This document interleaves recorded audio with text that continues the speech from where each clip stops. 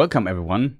Good evening, guten Abend, and sorry for being this late, but yeah, turns out I forgot a few things that I still had to do, and then it took longer than I expected it to take, but whatever, we are finally here. Today we will discuss, as you can see, I even prepared like a screen for that, the highlights, or my highlights of the Game Awards, including your highlights as well, so if you have something you want to talk about, we can do this. Today, for now, stream in English. We see how long it might take to get through all of this. I guess, yeah, the big thing we might start is the Elden Ring Nightreign thing.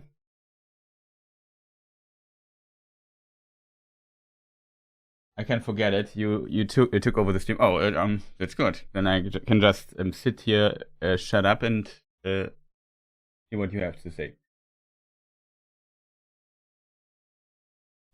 Welcome to Schnarkes and my Fortnite Let's Play.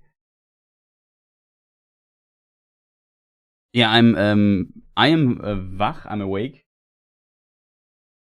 But I'm also kind of distracted. Fortnite Let's Play will be amazing.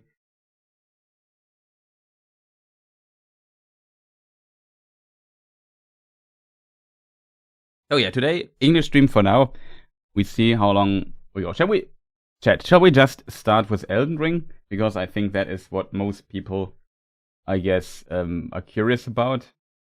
Because that's also like content that I do a lot on this channel. We might also talk about The Witcher. Which, Elden Ring.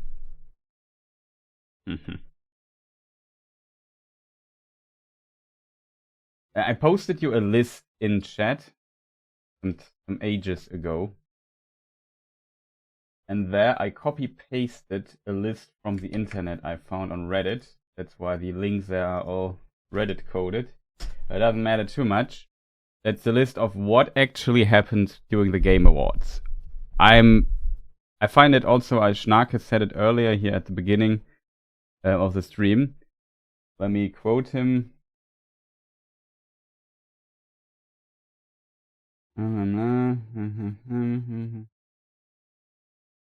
He said, I must say that I was surprised by Astrobot as Game of the Year. And I would say yes. I was also surprised. I thought it might get Final Fantasy VII Rebirth, but I think it's pretty cool.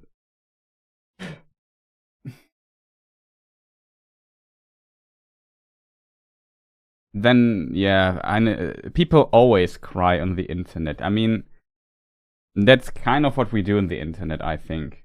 When I play Elden Ring, for example, online, I also cry a lot. Like, I consistently complain. Sometimes justified, sometimes not so much. And that's a thing.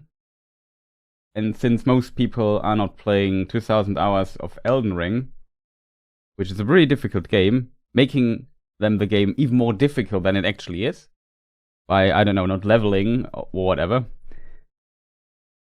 And people need to get their salt from somewhere else. So they make up stuff like empty terms like woke, and everything that they don't like is then woke, and then they can put out their pitchforks and complain about it. I found it very interesting that, for example, I watched in cinema some days ago War of the Rohirrim, and I also got a lot of woke comments, and oh no, it's boss girl, feminism, woke, whatever. Oh, I'm so tired of it. It's just a female protagonist. It's nothing more. She is the light version of Eowyn. Yeah, she's not the best written or most interesting character in the world. I agree on that. It's an okay film, not a masterpiece, but whatever.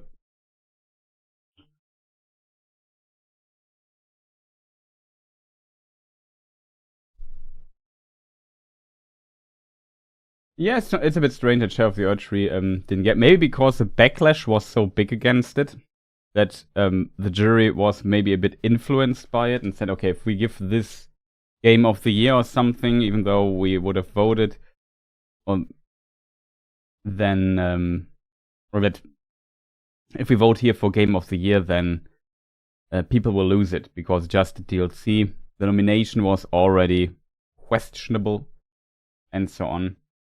But yeah. So to be fair, like, I was a bit surprised in this regard that Game Awards usually is kind of a popularity contest. As far as I know, when it comes to these awards, is that they contact certain people that from potentially different media outlets and so on, and everyone just gives votes for their stuff or for what is nominated. I'm not sure if they nominate the stuff itself. Not 100% sure. And then 10% of the vote is the viewer vote, which can be done on their website. So whatever gets the most vote. It's not like BAFTA awards where the jury comes together in a call and actually discusses their picks and what they pick and so on. So there are other awards that do it differently. I'm not sure if the Game Awards changed, because I could swear there was like a Game Award list of outlets they contacted. So what you basically have to imagine, they have like, I don't know, a Google spreadsheet with the games listed, and every outlet gets one vote or something like that. And for each category, of course, and it's from different countries, and I don't know. It's something like that. So from a choice perspective, the Game Awards are, in my opinion, not that interesting. Maybe they changed it, because, like I said, I could swear last year there was a list of media outlets.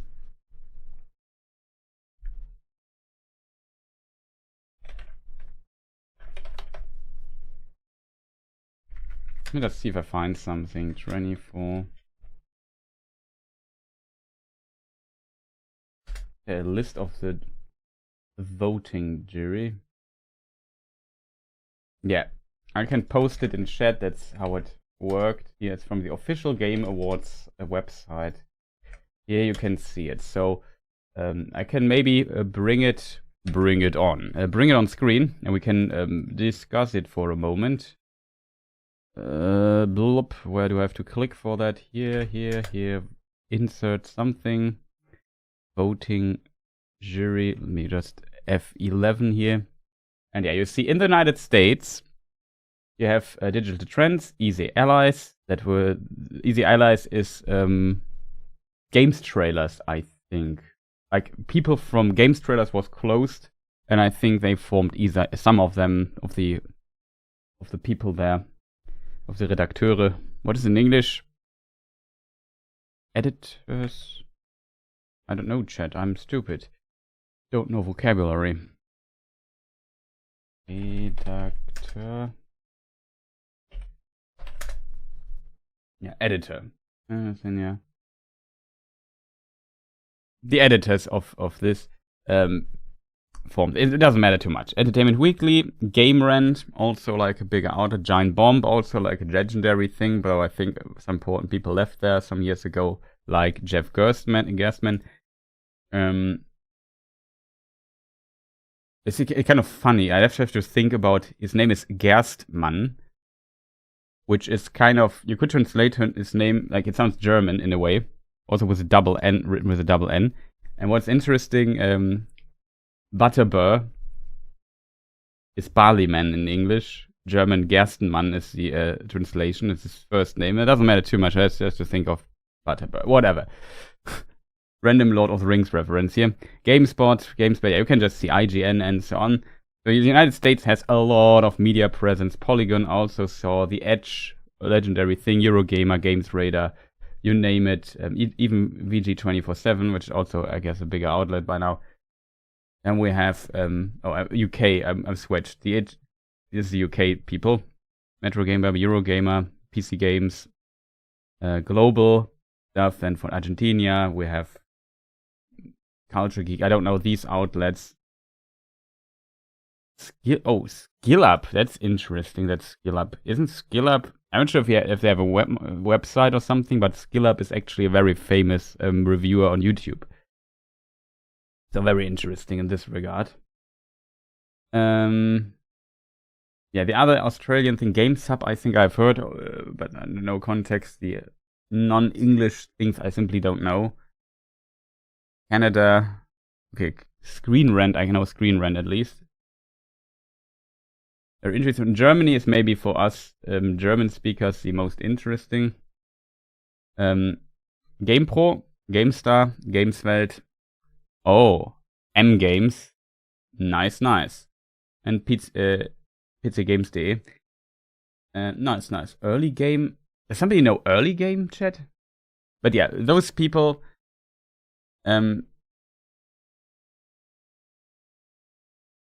India, Italy, from all over the world. Japan is maybe interesting. Famitsu, also like a very well-known Japanese magazine. The others I don't know too well, to be fair. Malaysia, Mexico. Middle Earth is also there. No, it's Middle East. Too many Lord of Rings jokes here. Spain, Sweden, Switzerland, games. Yeah, that I have heard.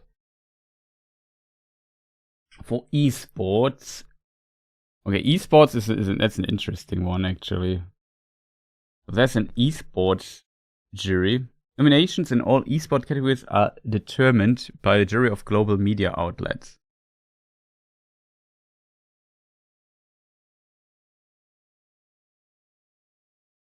Interesting.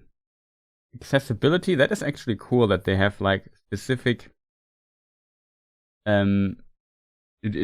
jury of experts that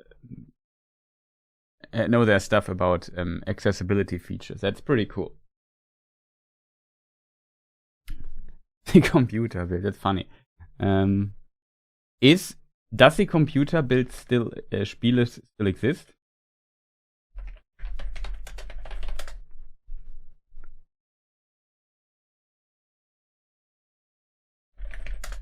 Don't ask me now. No.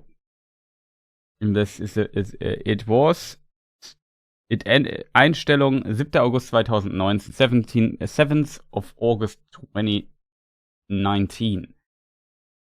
20 years they were there, so...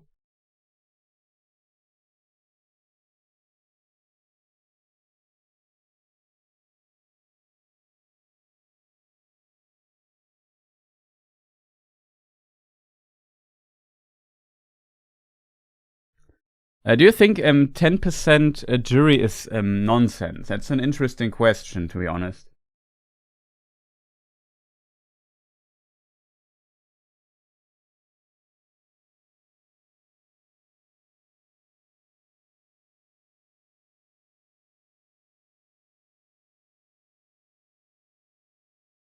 I don't know. I think it's okay, because I think you can't have the audience, or you can't give the audience too much influence on a vote, because then always the most popular game wins, considering that the specific franchise can mobilize their fanship. Then always League of Legends and Fortnite and all the big titles would always win. That's stupid. And small titles like indie games potentially are overlooked and so on. In this regard, yeah, maybe they could increase it a bit. I guess. I think it's just like a little. If two games are in the jury vote are very close, then the audience can kind of tip it over. For that, I think it's an interesting concept. Just from then we go with what the community likes more. You know, I don't know. You could argue it's maybe too little. I think it just exists for these edge cases where it's not 100% clear who wins the category, and then there the people vote into this. So for people who haven't seen, the Game Awards already spoiled, unfortunately, which I should not have done. But for the winners, but we can check the winners. So Game of the Year won Astrobot. Okay, let me just maybe view all categories. Oh, there's no overall. The Player's Voice thing. This one award was Black Myth Wukong. So that seems to be the most popular, which, like, Black Myth Wukong was massively successful. A big reason for that is that though it was very successful, it also like is from China and hits Chinese themes in a good way. It's a good game. I liked it a lot. And so I can see it winning. Game direction Found this very interesting. I was not sure. I voted for, I think, Elden Ring, because that's the only game I really played a lot this year. No. So in this regard, whatever. But I think Black Myth Wukong is game design wise okay, but it's not a masterpiece in my opinion. Elden Ring is more of the same, so it has some interesting game design ideas, but also there are some things I would criticize in how the DLC was composed. So even though it was good, very good, I'm not sure. Final Fantasy VII I've not played, can't really comment on it, same with Metaphor. Balatro would be an interesting choice in my opinion for game direction. And innovation in game direction and design. Astrobot is also a very interesting choice, which I'm kind of happy with that they won, because Astrobot is a game that kind of seems from reviews and from people talking about like on the level of what Nintendo does with 3D Marios, like Odyssey or something like that. As a result, I think it's definitely just to give it this game. It seems to be having some interesting creative ideas and so on. So pretty cool to see that they won. I think that's a pretty cool thing that they won, to be honest. Best narrative, like on the Discord, somebody said he was not completely happy with the Metaphor narrative, to be honest. I mean, the problem with Silent Hill, I guess, is that it's an old game, so technically, narratively, how it's written and so on, it's a legendary game. Like, it's one of the best written games I've played in my life. In my opinion, from the story, from the impact, from the atmosphere. It's not a very happy game, to be honest, but because in the original game, the gameplay is, let's say, special, but it's not that great. But what is great is the atmosphere, the story, the music, and stuff like this. So in this regard, in theory, it would be cool for Silent Hill 2 to win this. On the other side, well, it may be cool that a game that is not a remake wins. So in this regard, we had these three here in the middle. I'm not sure if Senua's Saga, I have not played it. I just know it looks ridiculously good, visually very appealing. What is Nothing Together? But you see, it's big titles, so popularity contest. These are the titles that this big jury could agree, without communicating to each other, could agree upon. They just voted what is most popular thing.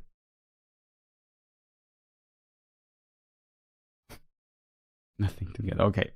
Best art direction, Metaphor. Interesting choice. Yeah, I would have thought that Shadow of the Erdtree might take the cake or win this, or Neva. Both very beautiful games. Metaphor also looks great, but for my taste, though there's a lot of interesting stylistic stuff going on, so I think it's kind of justified.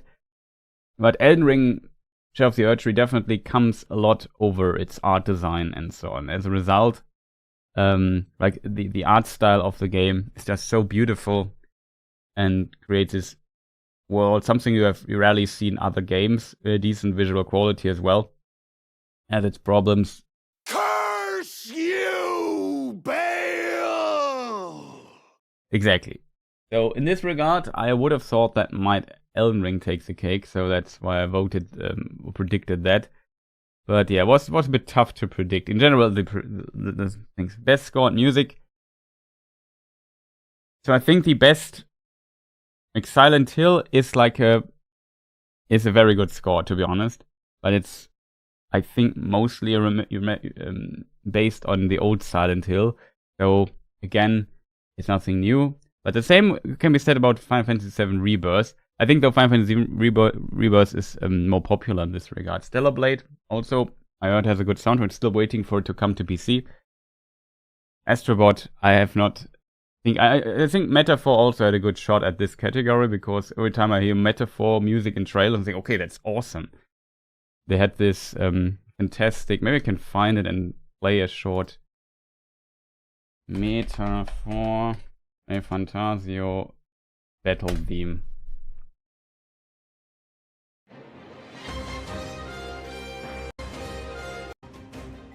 What is this?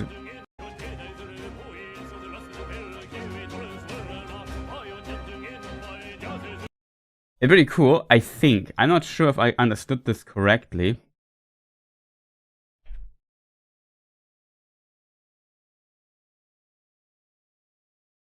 But I heard the language he's singing is Esperanto, which is very interesting.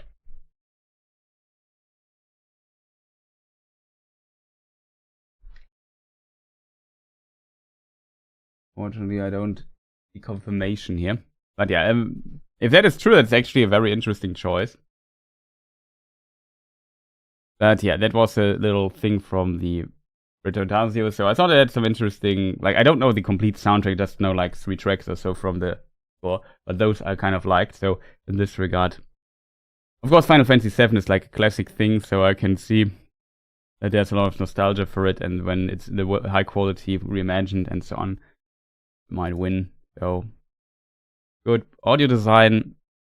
I thought something like Call of Duty could maybe win this, to be honest, because that's usually very good in this regard.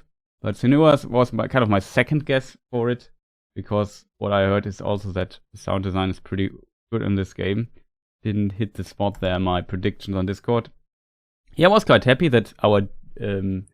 she's also from Germany as far as I know, Melina Jürgens. She's a 2 times best performance winner now.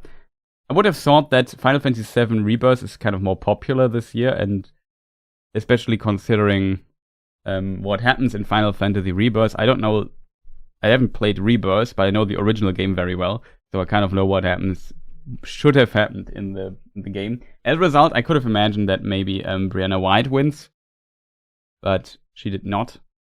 So there's that. I kind of like Kay from Outlaws, to be honest, but yeah, I don't know. Luke Roberts, also Silent Hill, but yeah, Melina, I think in Senua's saga, Hellblade 2, yeah, like just an impressive performance, I guess, so in this regard. It's well, just thought she would not win a second time. Here on this part, I heard that Call of Duty also had some pretty awesome accessibility features, so my guess would be Call of Duty in this regard. I'm kind of happy that Prince of Persia won at least one award. And it has some interesting, cool ideas when it also comes to accessibility and so on. For example, like, you know, it's a Metroidvania game, in case people wonder, where you play Prince of Persia, like in this universe of it, and you have this map, and sometimes you place a marker, for example, on the map, and you don't know what's going on. I think this game makes to the marker a screenshot of what is actually happening. So when you after, I don't know, 20 hours later, I have this marker here, but I have no idea what was that. You see it in the screenshot, and then you potentially remember, yeah, that was this particular place, that's why I set the marker. Pretty cool idea. There was some interesting accessibility stuff and UI stuff they did there, it seems, so pretty cool pick. Games for Impact, yeah, Neva. I have not played Neva, just know a bit from trailers and so on. Hard to tell. Maybe, I guess Senua was... I mean, all nominees make complete sense in this category. So in the end, Neva made it by the same people who made Gris. And also a very nice game. So yeah, pretty awesome. Helldivers, best ongoing. Not too big of a surprise. Don't want to go through everything. Best community support, Baldur's Gate. I voted this because I know it's very popular. So, I mean, Fortnite... would have also this maybe Helldivers too, because they had some problems and listened to the community and then kind of turned it around again. So seems to work out. But yeah, Baldur's Gate, I guess. Their pick. Best independent game. That was the easiest pick, I think. Balatro was so big this year. So it has best independent and best debut indie. Both go to Balatro. Best mobile game I think I also voted these 3. Was easy 3 points. I also voted Batman. Because the other games I don't know, so that was the only one I heard that's kind of good. So, action game, Wukong. I would have wished that Stellar Blade maybe wins here, but yeah, Wukong also makes a lot of sense, so in this regard. Pretty awesome that Wukong won here a category, best action adventure. I don't know. I would have hoped that Prince of Persia wins here. But also, yeah, I don't know, Outlaws, Zelda, very good games here. I'm not sure why Silent Hill 2 is here in this category exactly, because it's, for me, not really is it an action adventure? Yeah, it is. It's not very survival. I don't know. It's a lot of things, but compared, it sticks kind of out in comparison to all the other to the other 4 nominees here.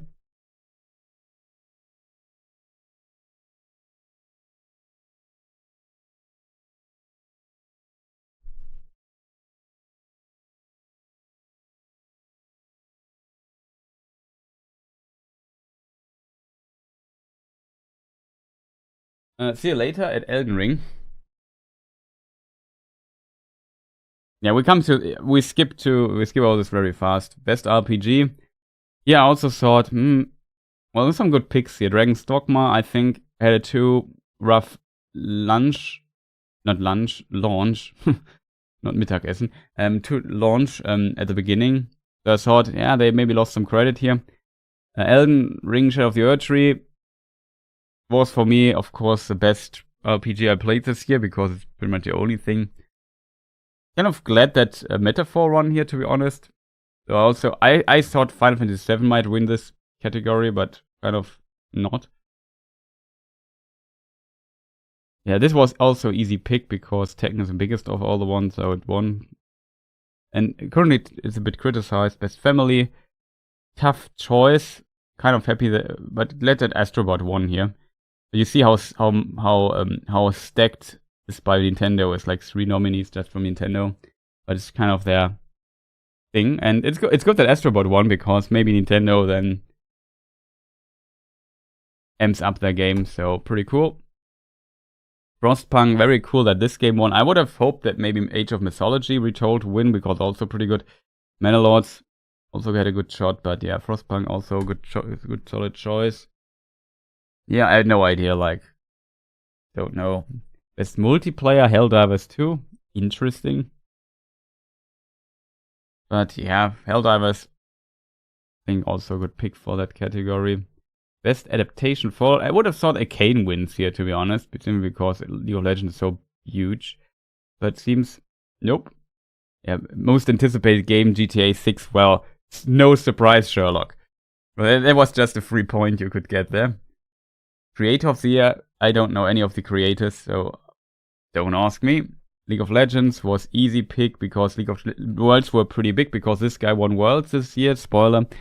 And he is like, he also won the 3rd Worlds of League of Legends. He's a very long time player, and that he still is at the top of the world when it comes to performance. Impressed a lot of people. He's very famous in the League of Legends community.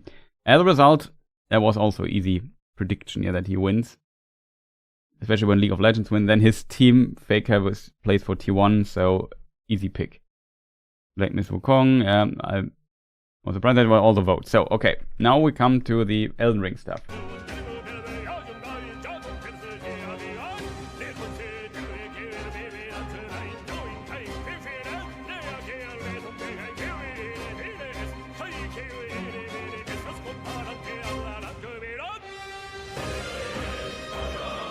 No idea why this here suddenly plays.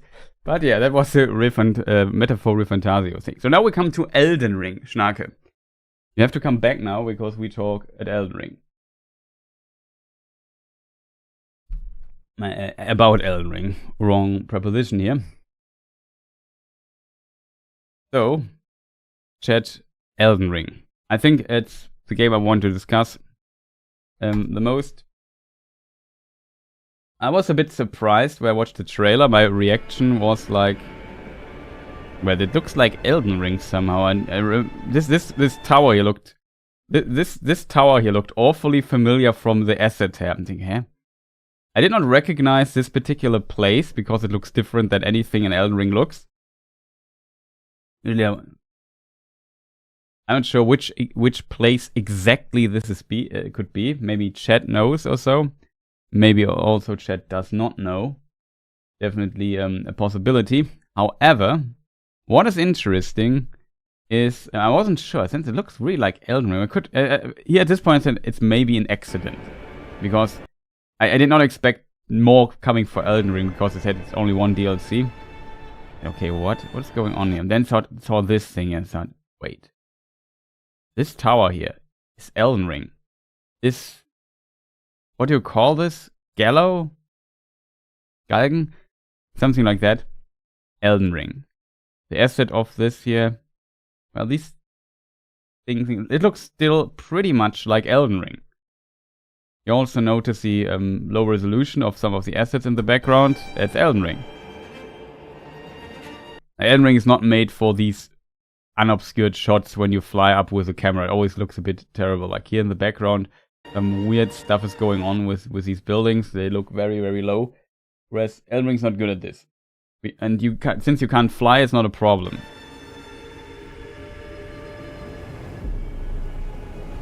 And this grass here, from this perspective, is like, okay, this is Elden Ring grass. Ich werde das nicht spielen. You won't be able to play. Why would you not be able to play it? I mean, it does not run.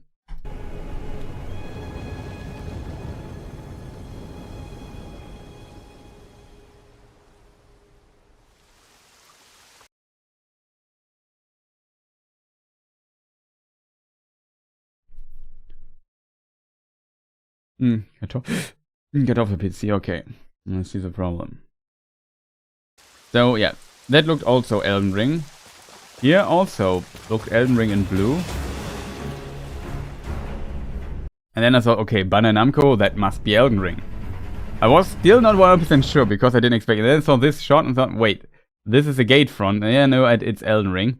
Here are these massive giants in the background. We know that in Elden Ring some of these massive skeletons exist, so I'm very curious what happens, what's going on with those guys, but this is the gate front in Elden Ring.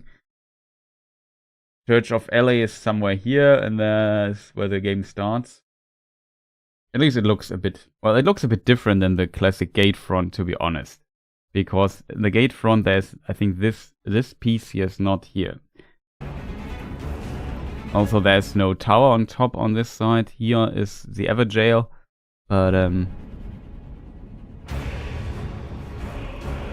whatever. From Software, and then okay, it's Elden Ring. I assume this, since it also has this battle royale of element of getting close of this area getting closer and closer. I assume this is the effect of that.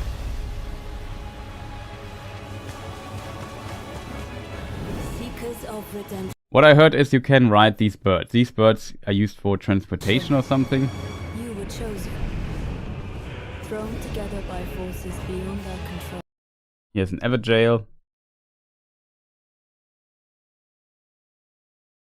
What could this place be, chat? Not the gate front.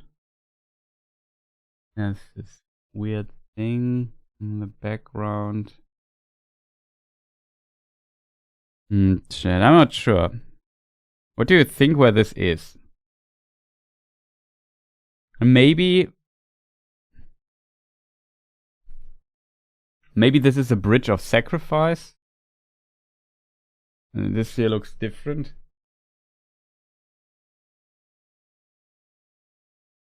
Yeah, exactly. That was also my thought, Schnarke. I like that geniuses, it proves that geniuses think alike a lot.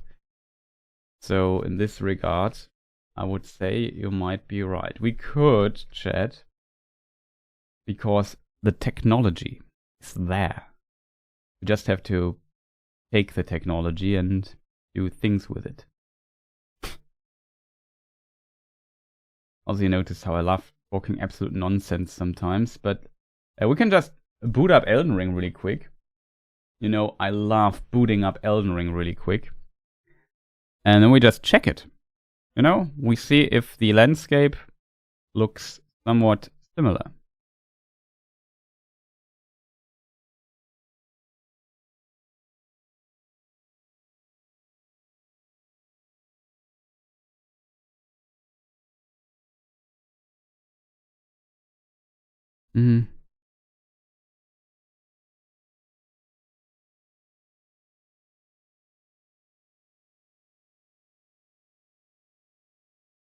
I don't have Steam activated. Why is the game not starting?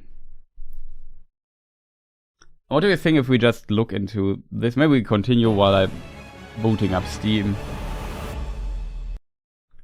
What is this place? I thought this is DLC. The whatever this Forbidden Wood where you fight Midra at the end. Lake of Rot also a possibility. But there were little trees in Lake of Rot. Also, let me just look up for a brief moment how this place is called exactly, chat. It is... Forgot the name. It's called Abyssal Woods. I think that's the Abyssal Woods.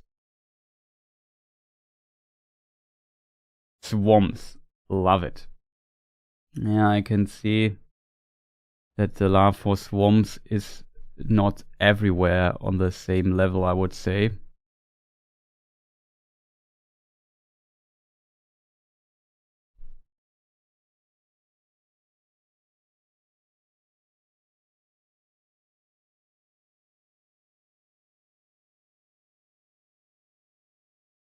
Let me just check something.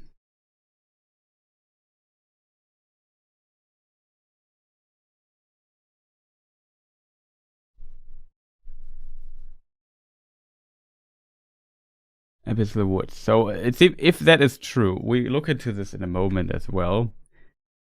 Now I can finally boot up the game as promised because my Steam is there. After hearing too many bad puns here on the channel, I assume. But yes, let us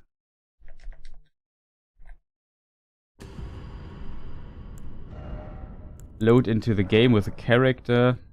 I need a character that has played through the game. This is not... I don't have DLC access. Screw me, chat. I have to start the thing again. I need a different save game. New playthrough, Elden Ring, Shadow of the Earth Tree. Oops. That should be this character. Yes, but it helps if you have... that is a plan, Schnarke, but it helps if I don't have to type every site of grace in the DLC I want to go to. We have DLC access if we want to go to the Shaded Woods. Schnarke, you have to think a bit further than that. We will use Practice Tool to fly around to kind of not recreate, but find similar camera shots. Okay, if thinking hurts you so much, then maybe don't do it. But sometimes you have to, Schnarke. Otherwise, the foolish will take over. No, you have to, unfortunately, Schnarke. I have to say, otherwise the foolish take over, and that's also not great.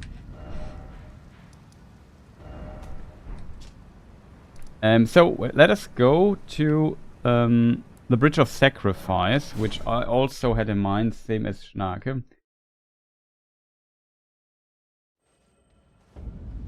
Quelle.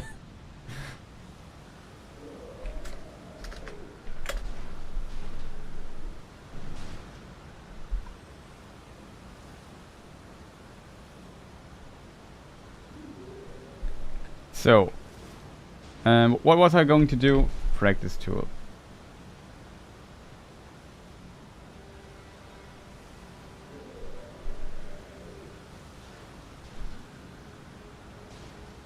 S-cam, no dash sticks, because we don't die when we fly through things.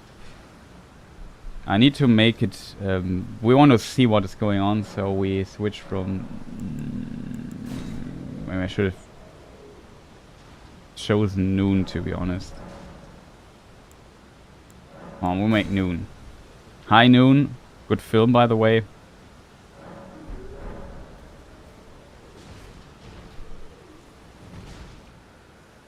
Now we can fly around here a bit with our fantastic character.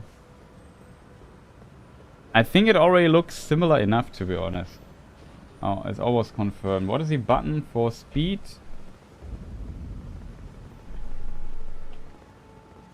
I hope I can look far enough. But yeah, that looks Yeah, Es gibt nicht das Geringste zu sehen, Leute.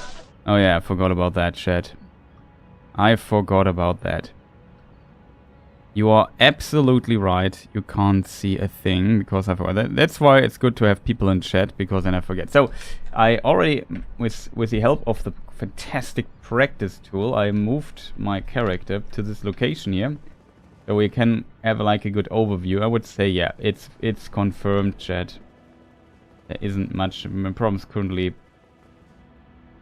Get you a better view, but if we look at this here and then look back at the other scene here, it becomes clear. That was also my impression, so I was also 1% with Schnake here.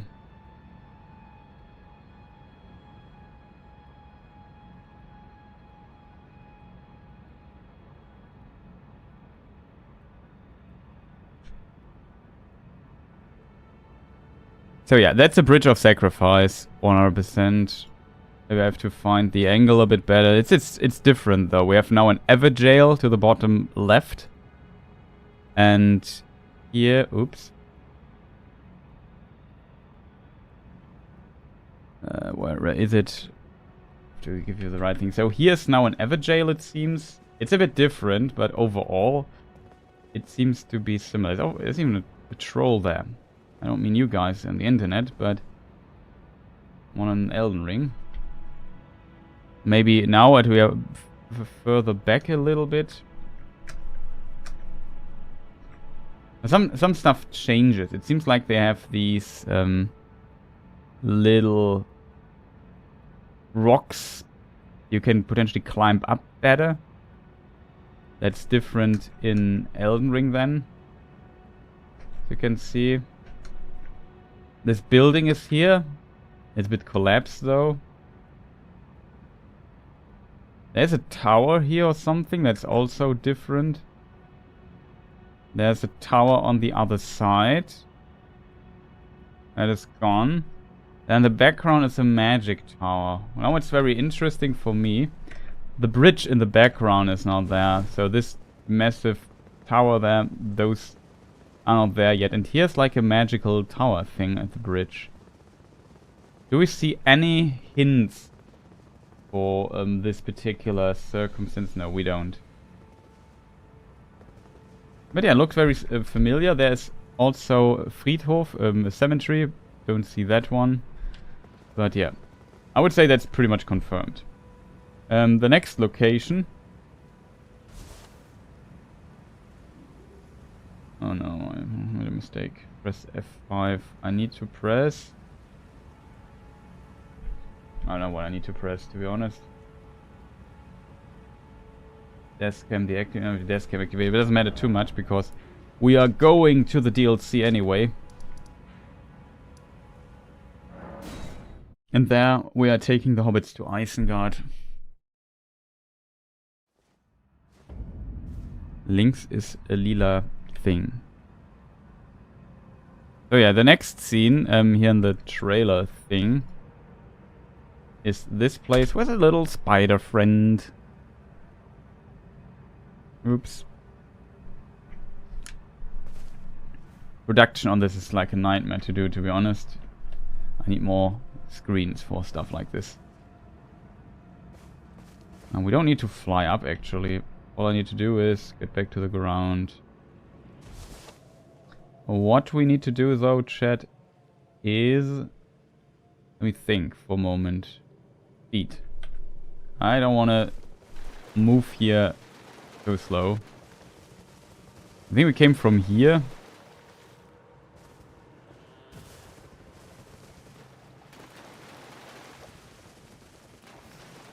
Yeah.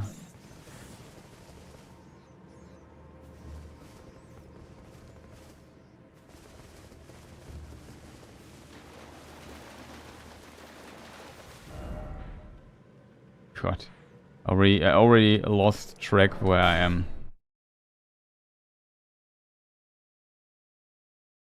Baldur's Gate 3 wird review bombed.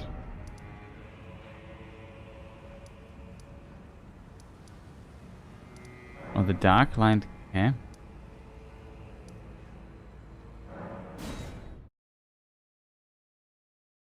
Kind of confused, chat. What is a bonfire? This one here. Oh god, I did it again.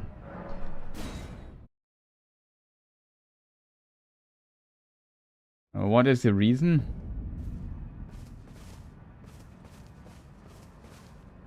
Eight is a button, not 5.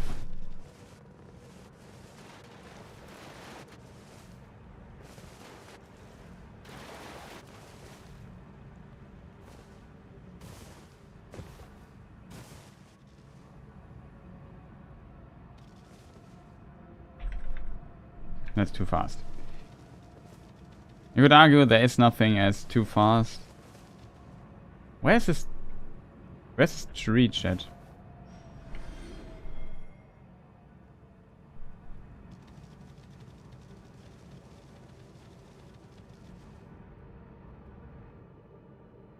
Maybe if we go very high, we can maybe see the tree. There must be some weirdly shaped giant tree. Promises too much. There's a lot of weirdly shaped giant trees here, it seems.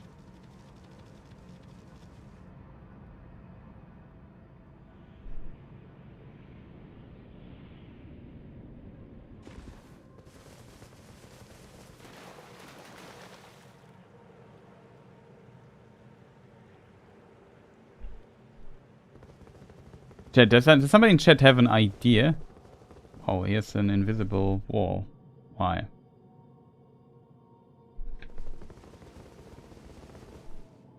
Oh, fuck.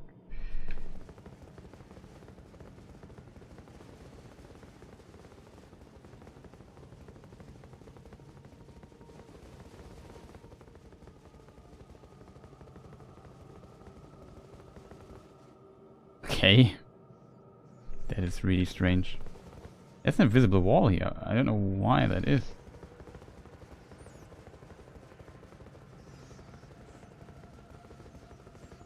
Looks kind of funny. Okay. And just get the collision out of the way. I'm somehow trapped. Collision back on. We have this thing here. This here is a big one. That's a big one. But yeah, wouldn't you agree that this looks like shaded woods? I don't know where the where a tree like this would be, where there is a dude hanging.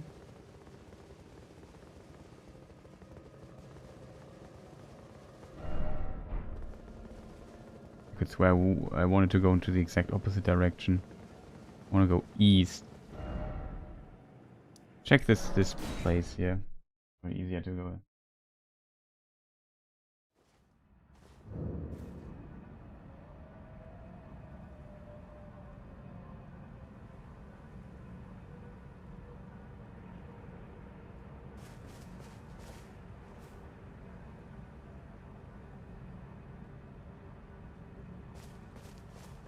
But yeah, whatever. Sometimes with humanity, I simply give up. You know, it's just stupid people. You have to think like this. We're already in our country, or in our countries, there are a lot of stupid people already. And just imagine you live in a country with over 1 billion people. Can you imagine how many stupid people there must exist? I don't know why. My muscle memory dictates that 5 is for faster running. They changed the button at some point.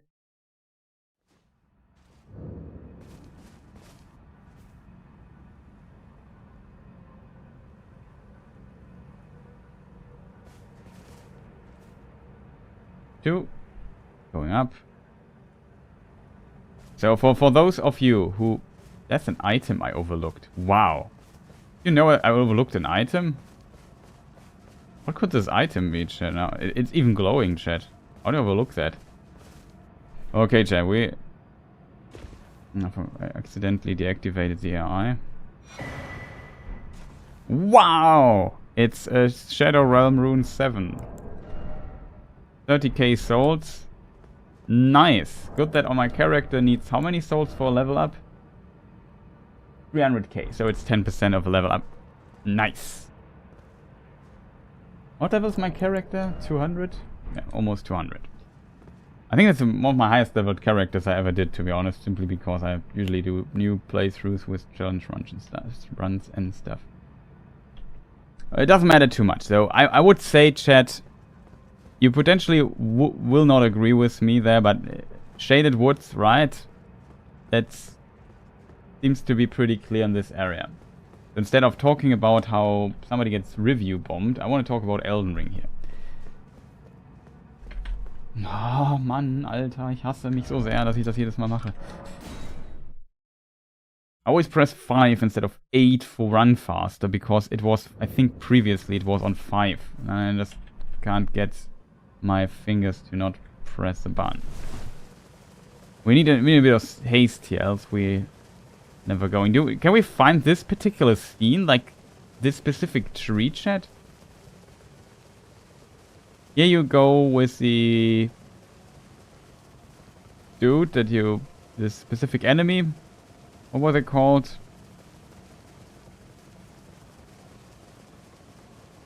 Almost unkillable, annoying enemies.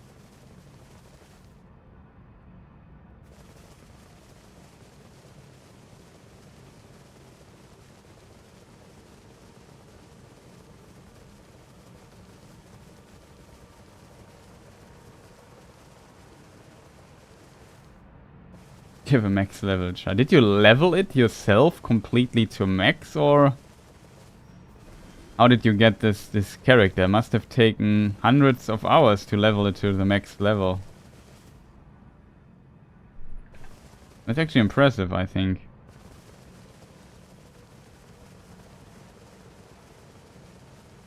Cheat engine, okay. Do you use actual cheat engine for this, or also a practice tool?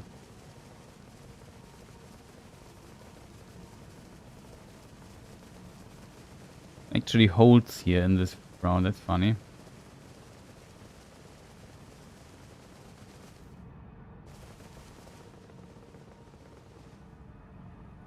A Wiimote, it's called, okay. Because cheat engine sometimes, I don't know, has some...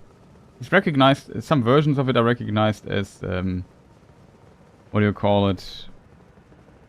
As virus stuff, basically.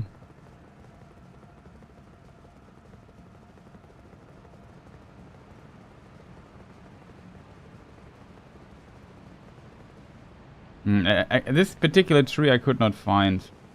And I don't know the area well enough because everything looks the same.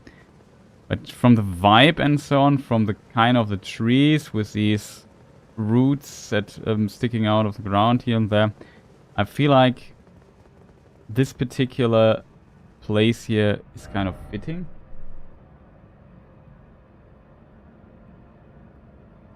Okay.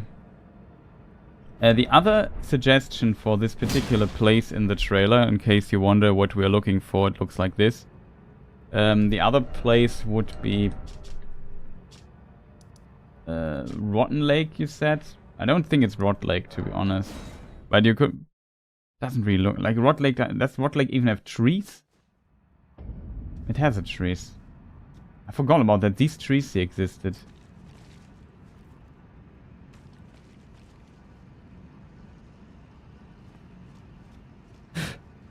No, you're right. This tree looks looks very similar to that one. But no way you get the impressions from Rot Lake. Are there other trees in Rot Lake, chat? Also a place where I rarely go to. I might press the right button.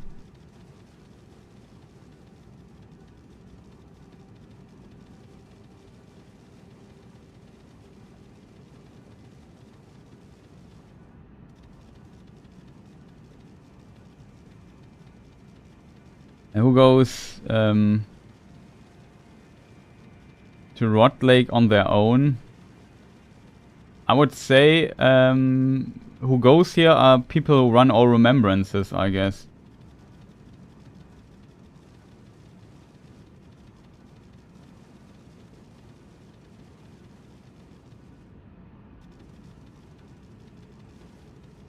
Yeah, maybe.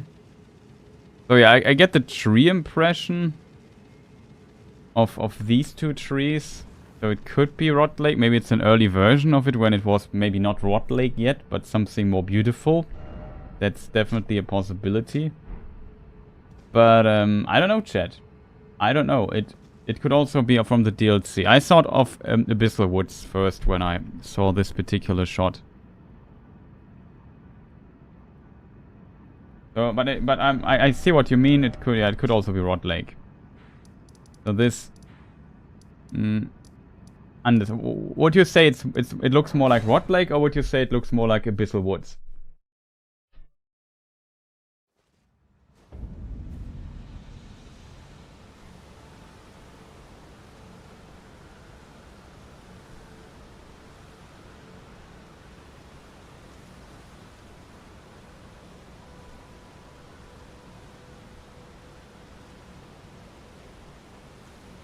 It's the unbeloved child between Abyssal Woods and Rod Lake. Yeah, maybe it's that. They fused together something. Let us...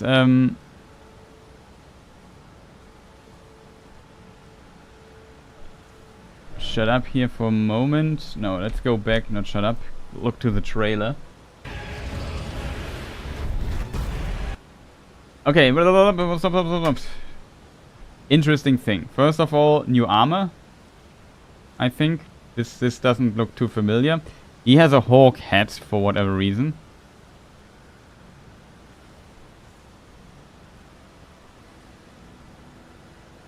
This weapon is, I don't know what is this. Wait.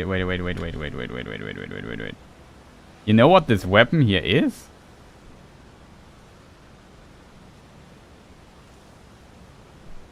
No, it's maybe it's some kind of crossbow, right? I thought it would be something like where you have to hit the enemy like in Armored Core. However, chat, what is interesting is this dude here in the background. Look at him. Do you recognize the dude in the background? The boss. We call it Dingsbums. Yes, exactly.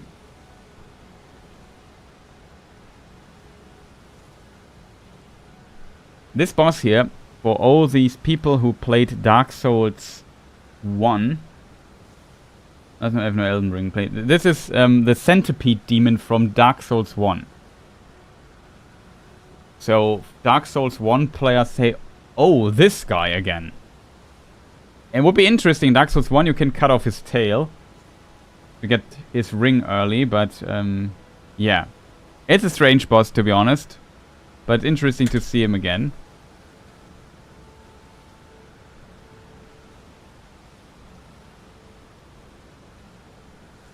Then we have some DLC dudes. Like this winged stuff here. Weird hawk people there.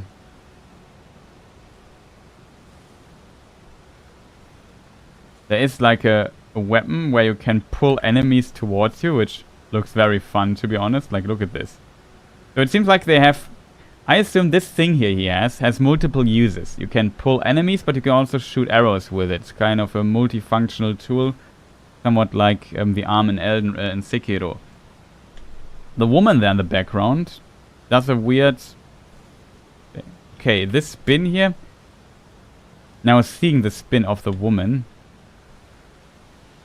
Not sure what the attack is. Maybe it's an Ash of War or something. Yeah, here we see we have the flying. And the wing stuff is already in the DLC, I think. I never tried it out, so I don't know how it actually works. But it seems to be more sophisticated flying than last time. It was the dude of Summer. And here we have her. Tragedy must be saved. Look at her. She looks like the mask. She looks like the Firekeeper from Dark Souls 3, the mask, a bit. Don't you think so? That's interesting. Here we have the hero, ancient hero of Summer, Zamur.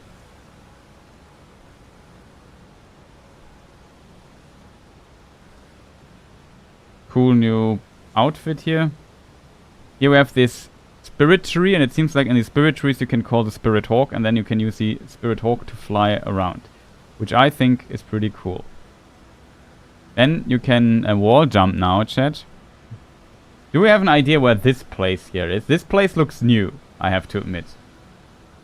From its structure, I thought for a moment, distantly, it reminded me of some kind of mixture between the DLC castle, whatever it's called, chat. Forgot the name. The Shadow Keep in the DLC, chat. Main gate, plaza, storehouse, back section, Shadow Keep, back gate. Now we're going to the DLC. We just have a look. Oh yeah, Nocron it could be. That's an interesting idea to be honest. Like the buildings look very Nocron-like. You are, that's a good call.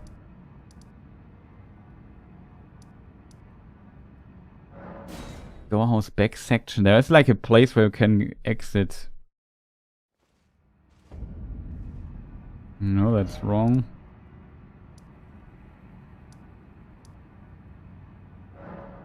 Es gibt nicht das Geringste zu sehen, Leute. Yeah.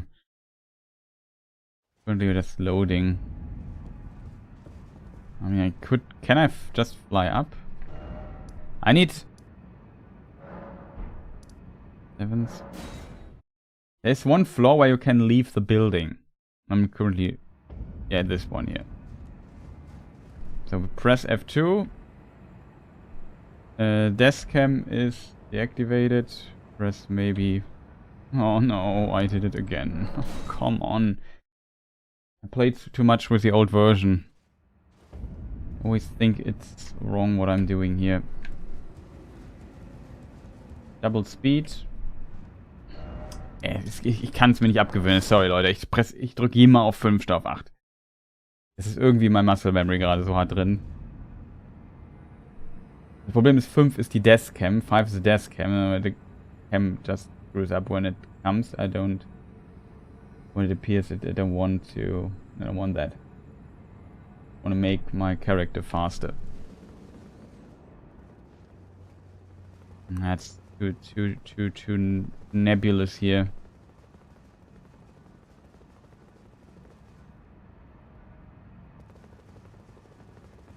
Some of the stuff looks at least distantly.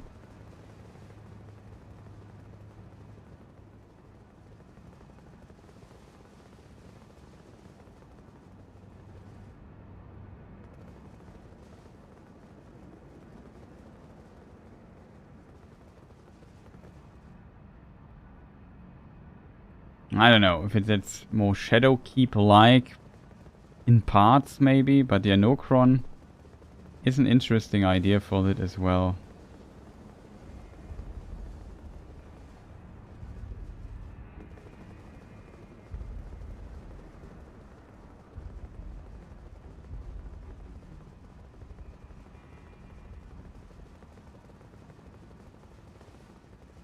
This is so high. We have to go down, chat.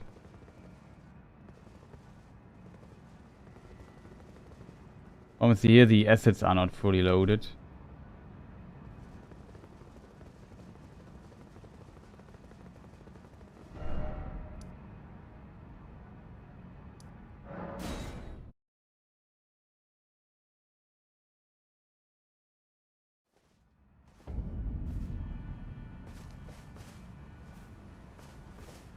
Okay, I'm not even close to where I wanted to be. So we take the main gate, chat.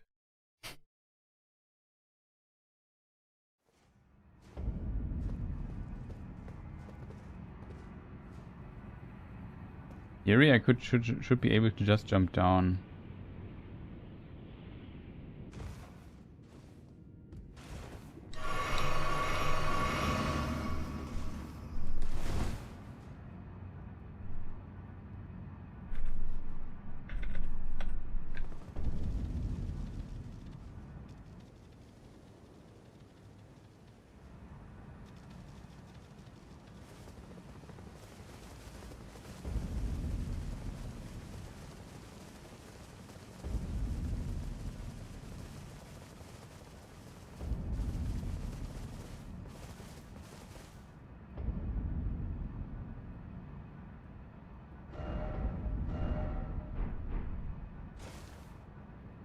I like how the text is not following along. Nocron, you said.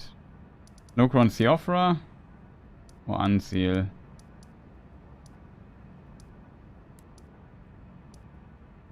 Nocron Eternal City. Let's have a look at Nocron really quick. F2. 8.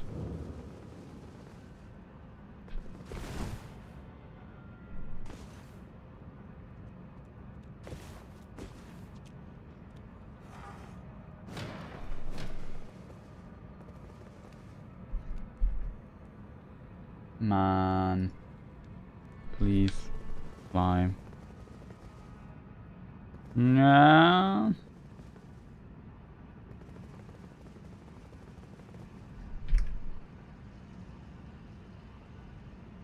Now I find a place like this. Yeah, maybe when... That's a good idea, Tnaka. I like your thinking there.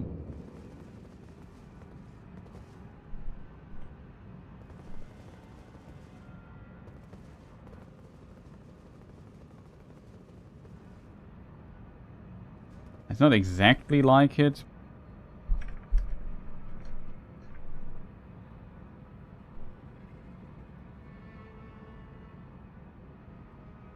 Would be an interesting idea. Oh, you see the sky. That's the only thing that kind of just distracts me in this regard, chat.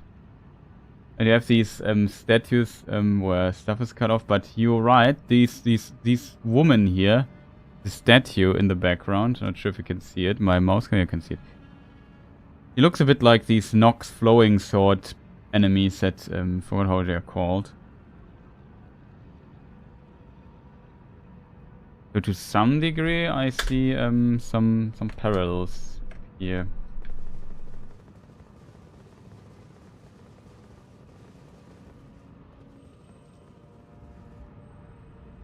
Yeah, you are right. Here are these statues.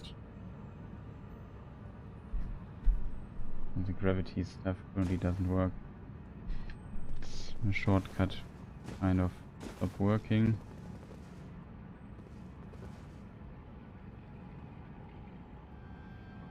Yeah, here you see the statues. It's not the same shot at all, but distantly there are some similarities here and there. The statues look kind of... Yeah, you're just a genius. I have no idea if Nocron was once over the Earth. I'm not too familiar with the Nocron lore, to be honest.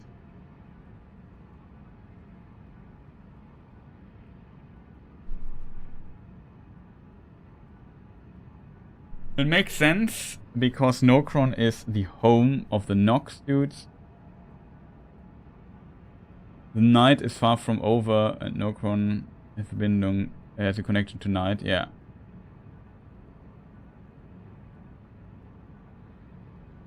Well, I mean, it plays maybe before the shattering, so the world is different. So I think, yeah, you might be onto something. So yeah, that could be actually Nocron. Pretty good call.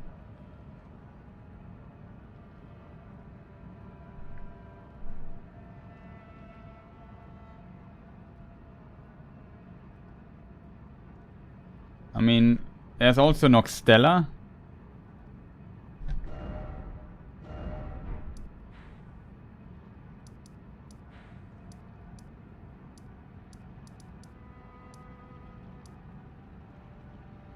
Es gibt nicht das Geringste zu sehen, Leute! Yeah, I'm also not in Noxtella yet, man. Chill.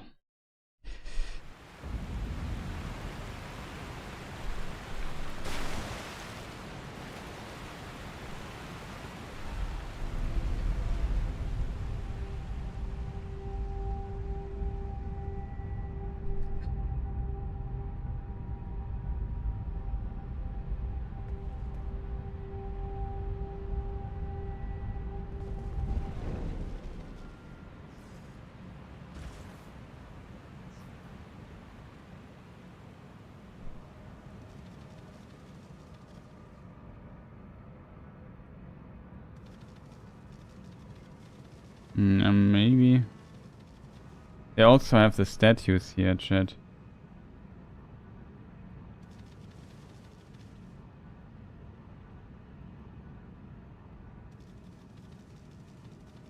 That is actually Noxtella, I think, chat.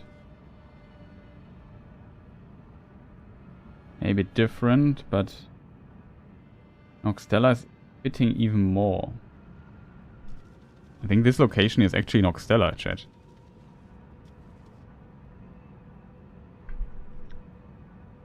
With some, just some changes here and there.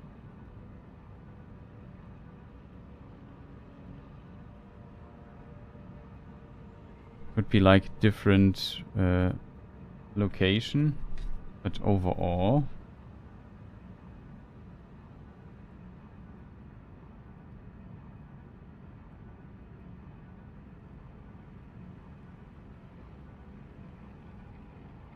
Yeah, I can see that.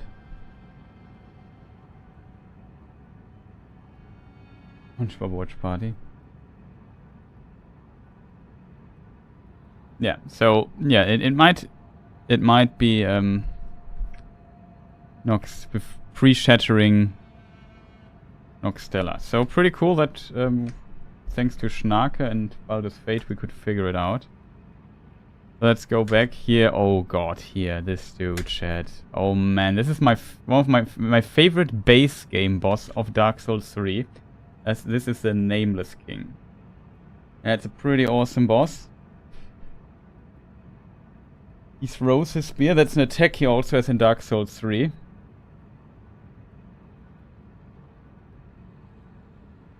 Lol. A deflect super counter sword, that's cool. Shit, what is this entity here? Is this a mouse? It looks like it. Not the gaping drake though. Don't recognize it. This is a lord of the basilisks.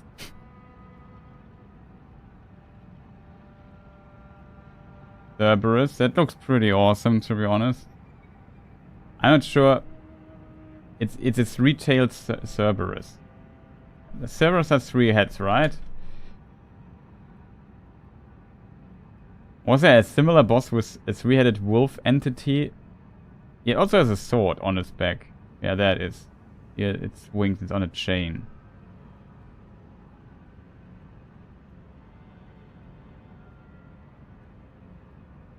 He can also split up. Okay, that's funny. That's nightmare to fight alone, I think, chat. What could this place be? It looks kind of new, to be honest. Oh no, I know which place here this is? There's only one place in all of Elden Ring where this here could fit.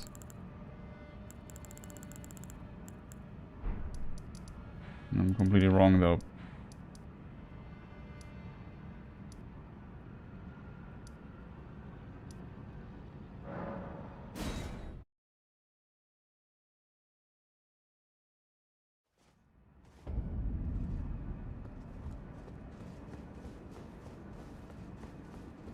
Yeah, maybe it's a mixture. I have to think of Hades. So that has 3 heads. I think it's this thing here. I think what they might do... Oh god, I did it again, chat. I hate myself so much. Which is kind of cool maybe, because I want to learn more about this particular place here, but I think that's this place, chat. F8, F8, not F8, just 8. This here.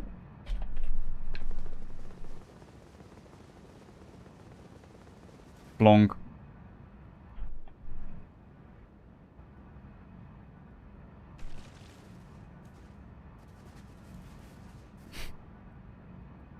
So in case you always wondered what is here. I mean, it looks a bit different to be fair, but like I said, it was before the shattering. There seems to be some kind of magic door behind this stair thing.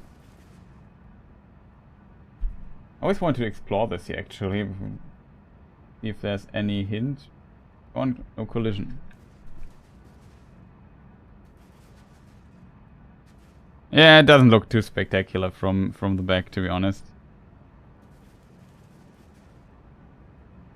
But yeah, this white stuff here, it looks at least somewhat similar, to be honest. I mean, you're not supposed to be here, chat, so...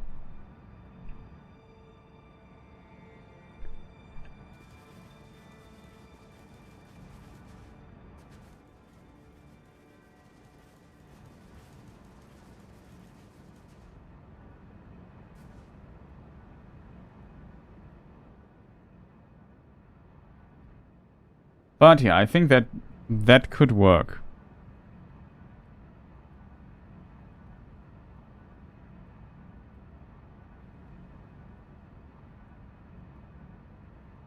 That's your Haustür.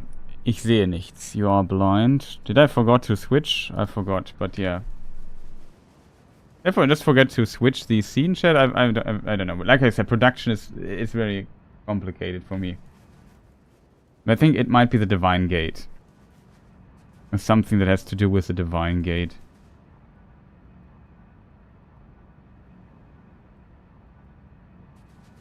A Frenzy door? I don't know.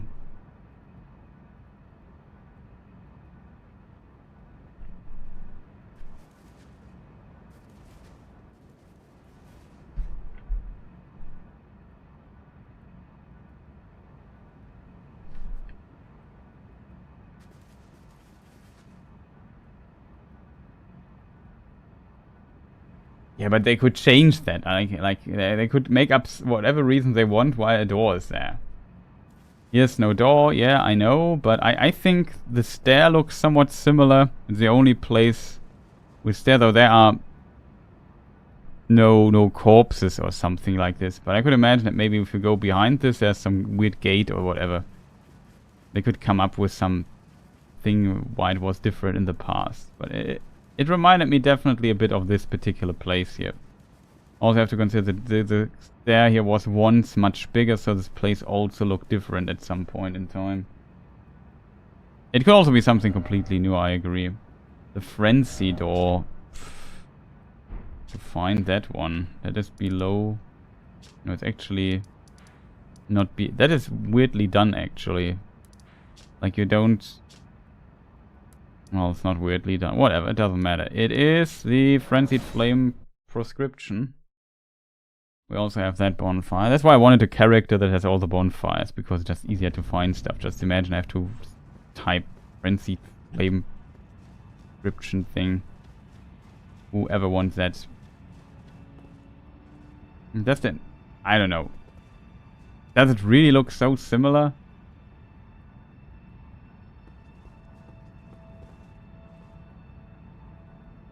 Yeah, it looks really different, Schnack. I think you had too much cacao or something.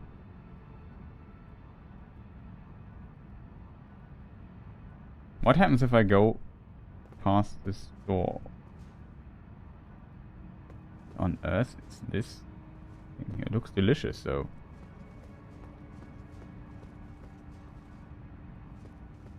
Huh?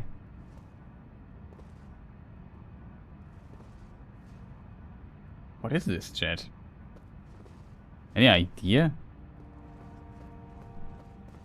It looks like some gigantic roasted pieces of bacon. It looks delicious. All these, like a grillspieß, something like that, you know, like some meat on a stick that you grill.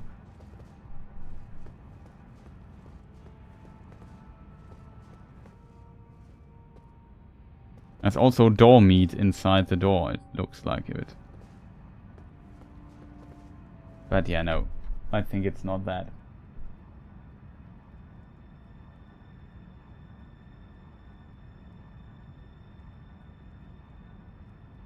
Come on, it's a shocking. You could, yeah, you could.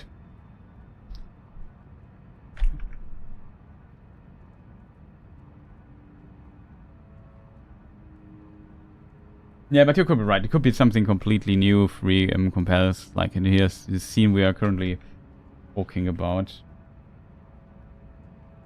There's also a white tree glowing up there, so it really could be something new. The only in the white in the gate thing there's not. Maybe okay, maybe the shadow tree was once white or something. I don't know.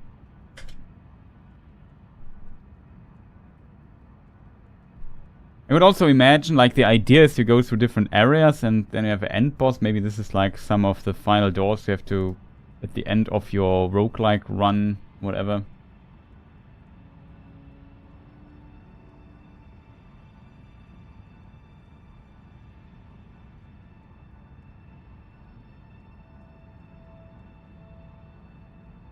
I have to admit, this guy here looks a bit like the helm. With a bit of fantasy, looks a bit like of Artorias. 2025 on www.nightreign.com.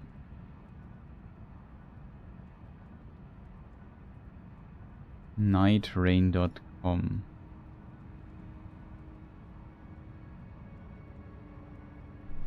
Let's check something really quick. Do you see this in this scene here? There's a tree. This is a tree where I assume summon these hawks that fly around.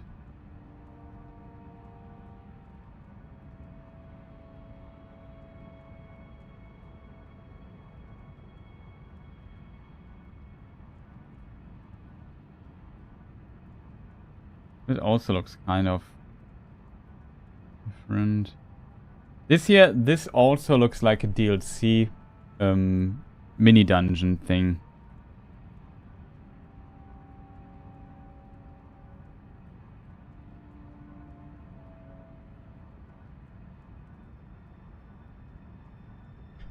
Same as this place. So this also looked a bit like Mork's place. I don't know. Not the palace though, but maybe some of the earlier areas. I don't know though. This here is definitely Limgrave or Liurnia or something. My first impression was like Limgrave. This is maybe a Gil here in the background.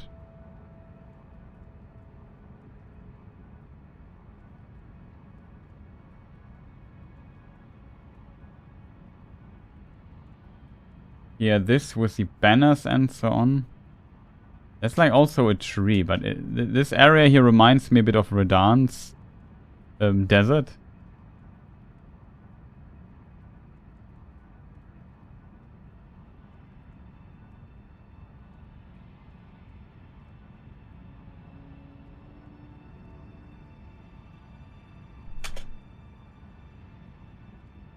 Chris Link. What do you want to post a link or what?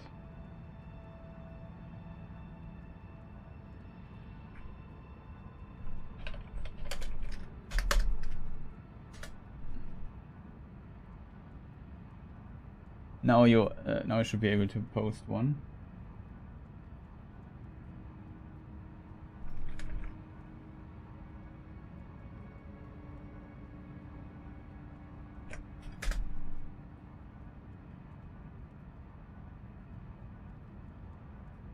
Linkadresse kopieren.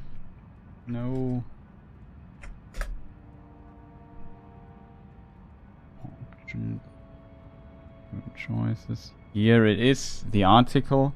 I found like a summary of this.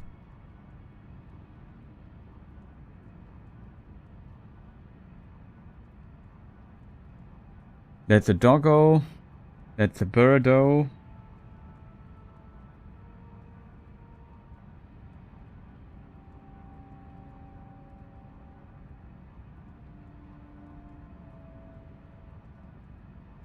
Oh, nice witch image. It looks pretty cool, I have to admit. But yeah, the art style they were always pretty good at.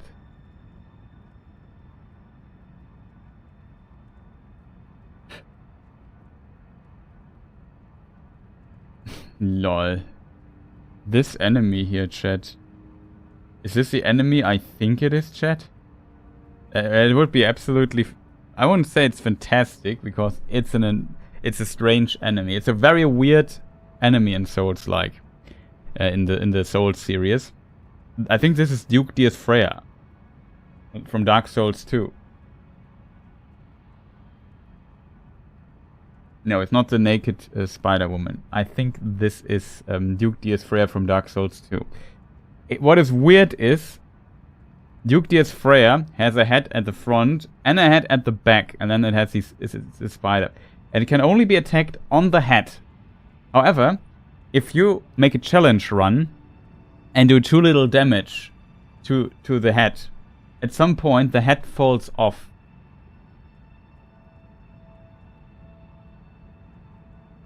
Also, sorry for ignoring you, Anevius sub. I haven't watched in the other Twitch chat for a moment.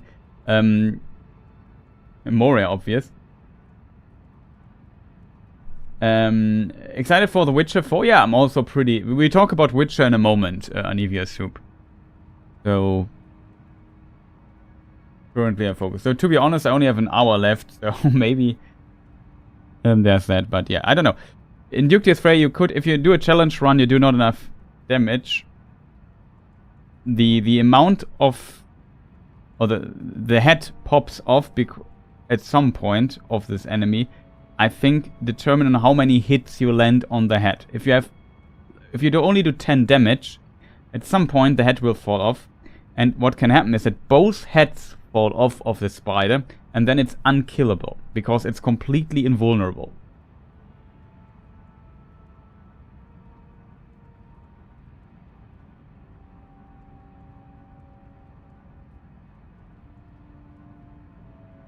So, I think this is Duke Diaz Freya from Dark Souls 2, to be honest.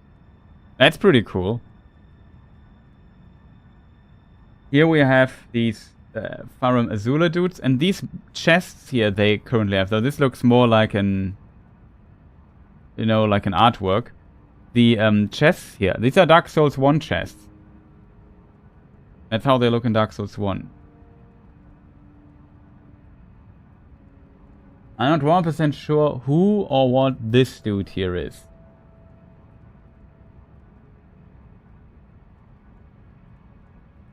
It looks kind of weird, to be honest. A lot of Greek mythology stuff. We have the Cerberus, we have the Centaur. Is this and... Yeah, I think it is. Whatever. Round table hold looks different this time. Look at this. Looks more destroyed. Like trees and roots growing through and so on. Very interesting. And we're back to the first image. So very interesting.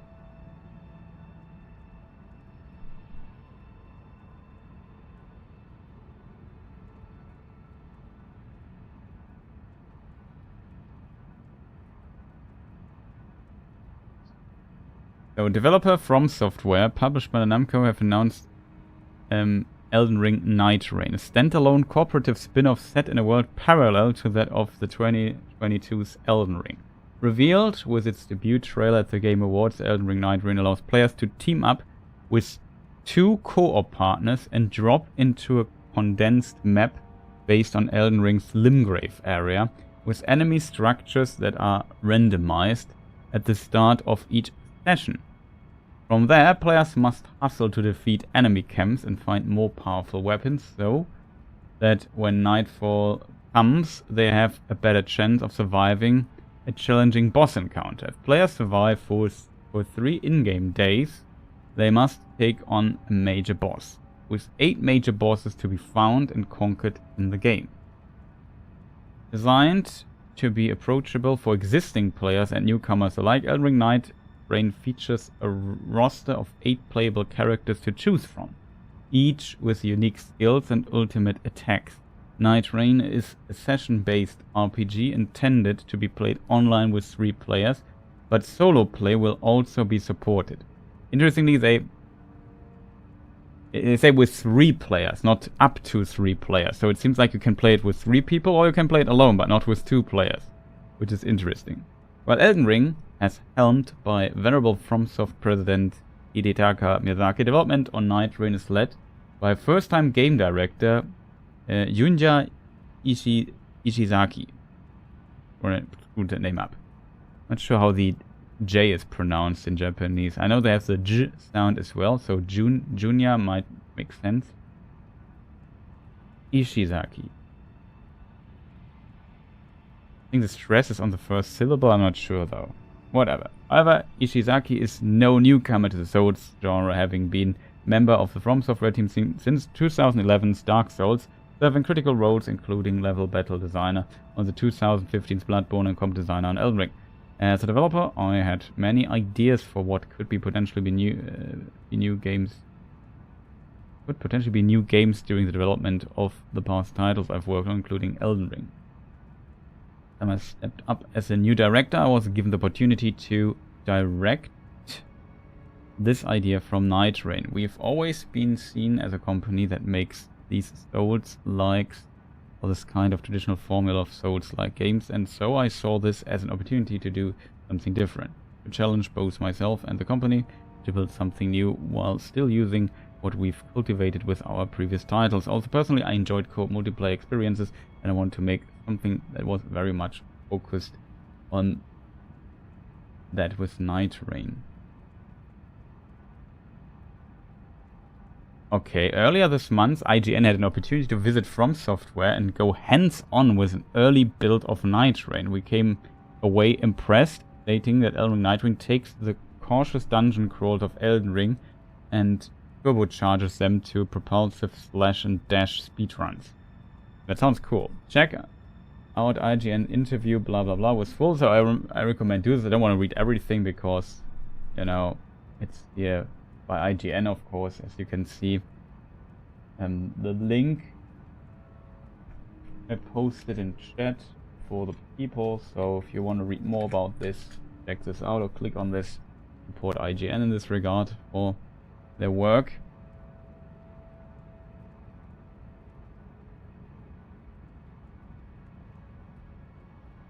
Trailer. Now this is the weird door we have at the end. There might also be some new stuff. We have seen a lot of Limgrave that we kind of recognized. What's interesting that some of these areas, like I said here, this here all looks very Limgrave-y. Though to be fair, this here reminded me a bit of the DLC from the color stuff and so on. But yeah, here we have. I assume this is here the restricted area where stuff gets smaller.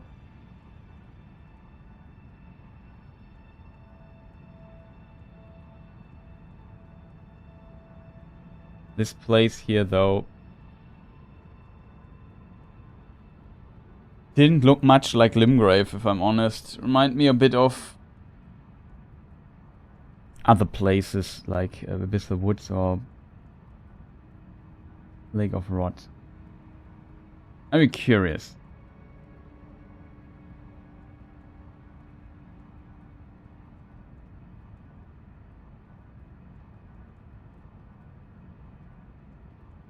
But yeah, this here could be clearly Limgrave. Very cool that they... There's also this thing in the background. So it seems like the main focus seems to be Limgrave, which is cool, I guess. You also have the cemetery stuff in the background.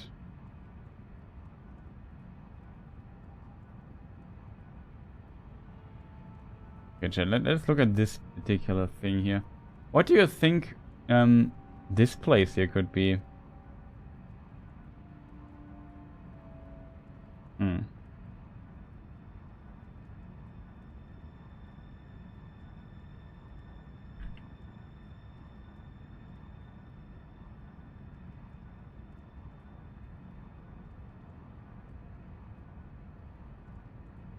But yeah, there seems definitely to be PR stuff. So I'm very excited to see what this here might be. From a castle, maybe? Yeah, maybe. Could be the starting area of Stormvale.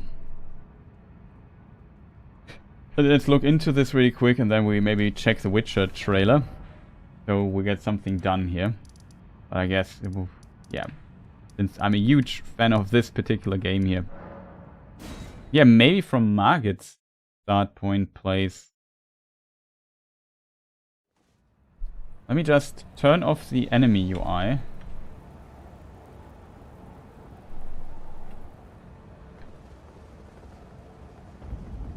Yeah, it could be like here, you know. Here's a thing like this.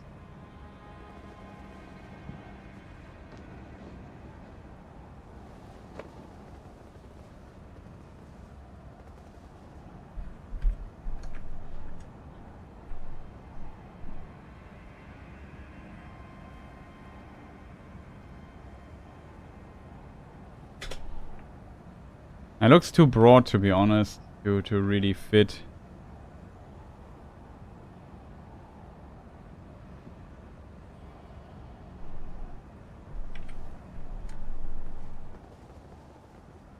At least it has this section here, but maybe our.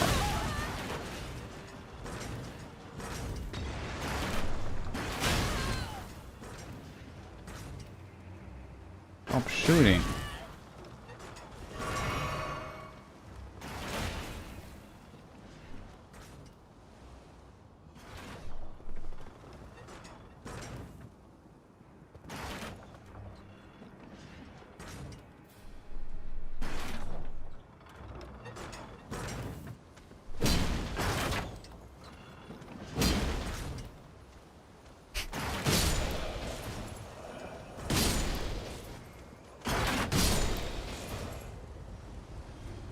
Okay.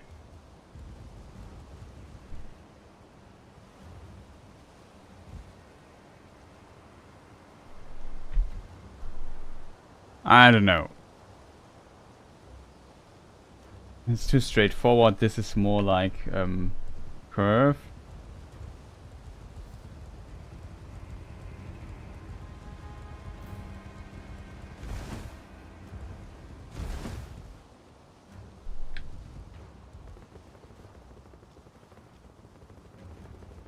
Maybe here.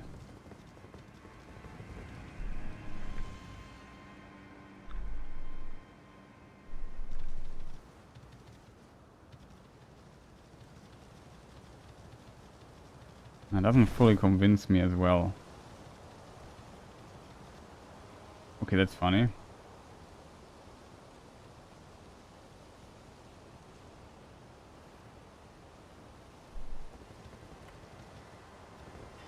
Skip the loading zone.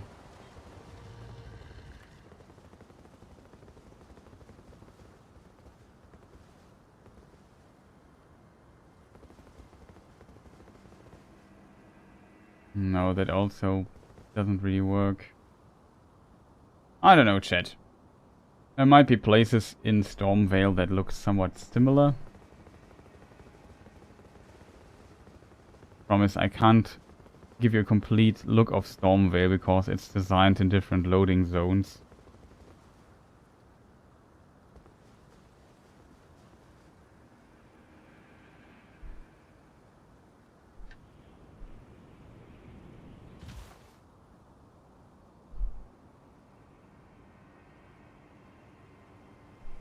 But it's also here it's pretty destroyed on the screenshot. Like you even have these massive, you know, rift there, den Graben halt. That I found very, very strange. But whatever, I would say we turn off here for the time, turn off the game. For the time being. So yeah, that was Nightreign. I did not expect that another game like that would come.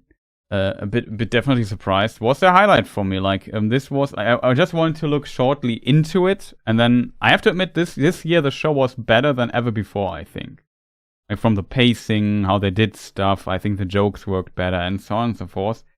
So overall, I think it was a pretty good show.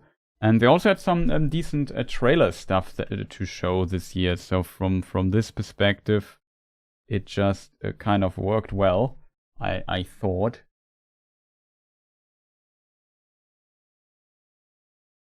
Now I have to go back to my list here. Okay, I forgot when this was in the trailer particularly.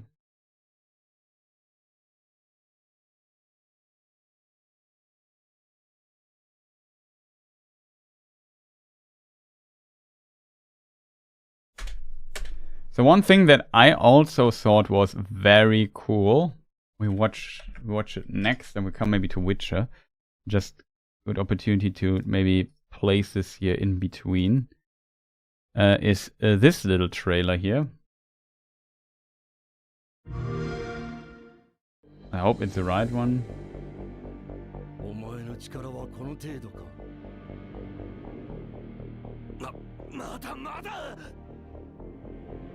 The Game Kitchen, those are, as you can read here, the makers of Blasphemous.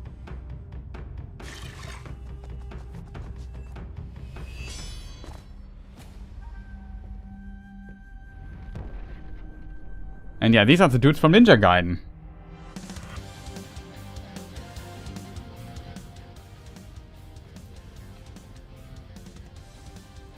Ninja Gaiden, of course, yeah.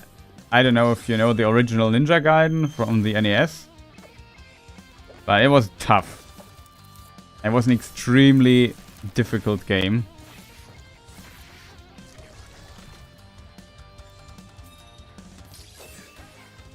And this is how it looks then in-game. And yeah, the Game Kitchen is known for this kind of pixel retro style with really good animation. Quite a bit of gore as well.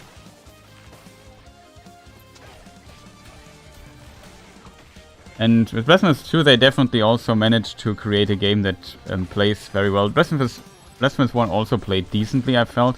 But I think they got so much better with the second game they made. So making, like, I don't know, some kind of Metroidvania Ninja Gaiden game, or maybe more classic approach. I don't know how they will develop this, but yeah. This I found also pretty cool, I have to admit.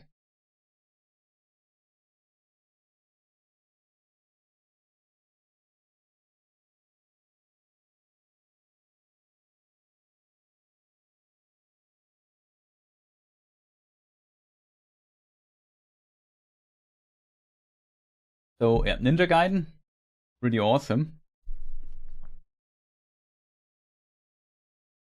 I'm not sure if you have any connections to this. Like, before Dark Souls was a thing, Ninja Gaiden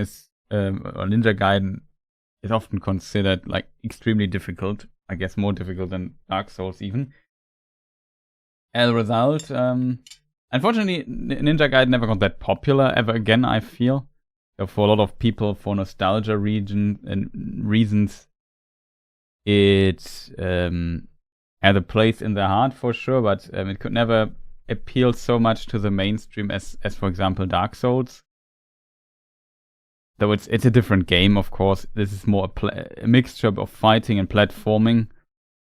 And Dark Souls is not a platformer, so there's a huge difference in it. But when it comes to the perception of a difficult game that sometimes feels also unfair, but it can be mastered and then it can become really good at it. So it's not completely unfair, but it's definitely at the beginning when you start with it, it can feel unfair.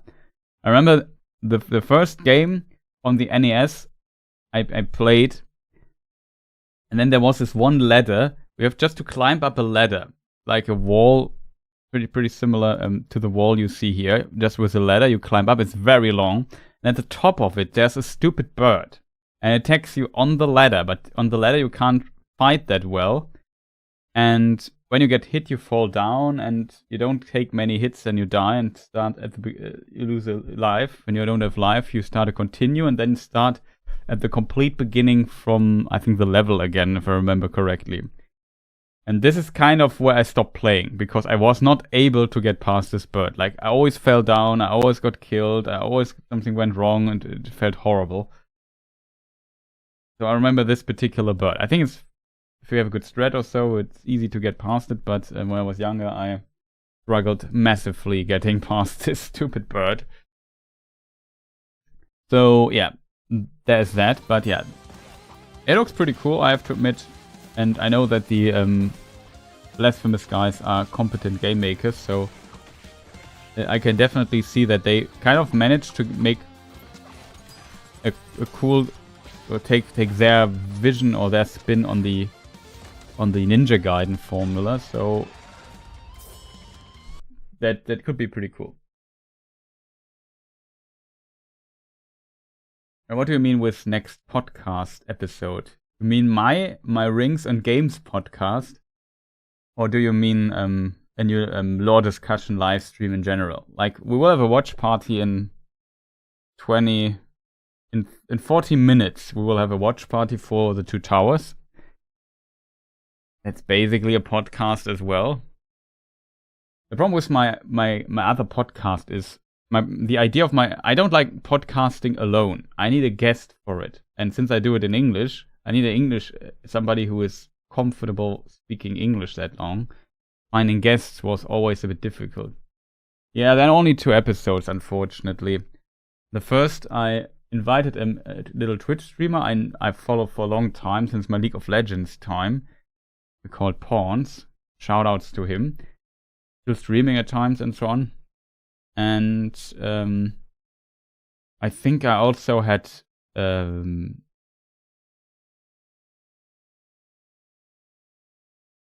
Dan, fellow Lord of the Rings creator, currently inactive.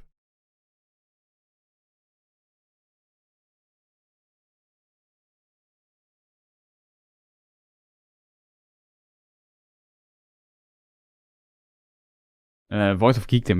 What was his channel? I mean, Voice of Geekdom, I think he called his channel. Doesn't matter. I think him as a guest, and in the second episode, who would I had? I forgot who was my guest in the second episode, to be honest.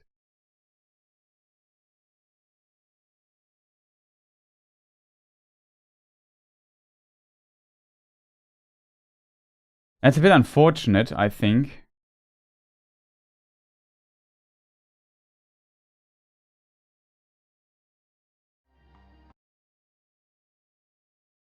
Horn's Voice of Geekdom.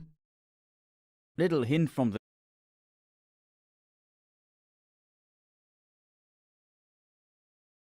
I had... Oh, that's actually sick. I had Man of the West and Nerd of the Rings as guests. That's pretty awesome, actually. That's a pretty stacked up lineup. Like, 2 of the biggest Lord of the Rings creator that there is, like Matt, I don't know, recently cracked the 1 million subscriber on YouTube. He started much later than I did, so he's obviously far more successful in this regard. How many subscribers does he have right now? And yeah, Nerd of the Rings, 1.19 million. So it's 1.2 million subscribers by now. It's a question many... That's his voice. He has a really good voice, I think.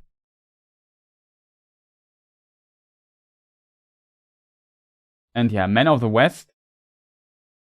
It's a question many have asked. What would happen if one of the most powerful... Stop just playing randomly. Yeah, Men of the West, also nice content creator. When it comes to Tolkien stuff. Still doing every week his video for years. It's fascinating.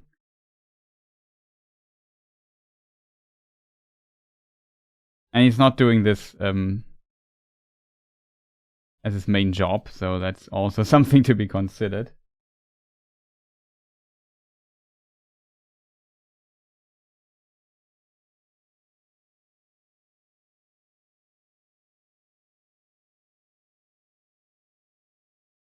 So yeah, the point though with the currently you can't see a thing.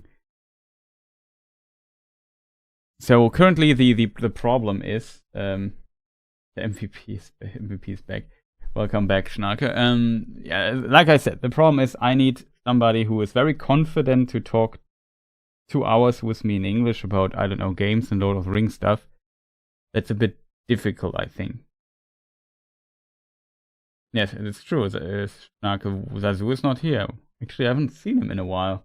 Hope he's doing well. So yeah, the next thing might be The Witcher, right?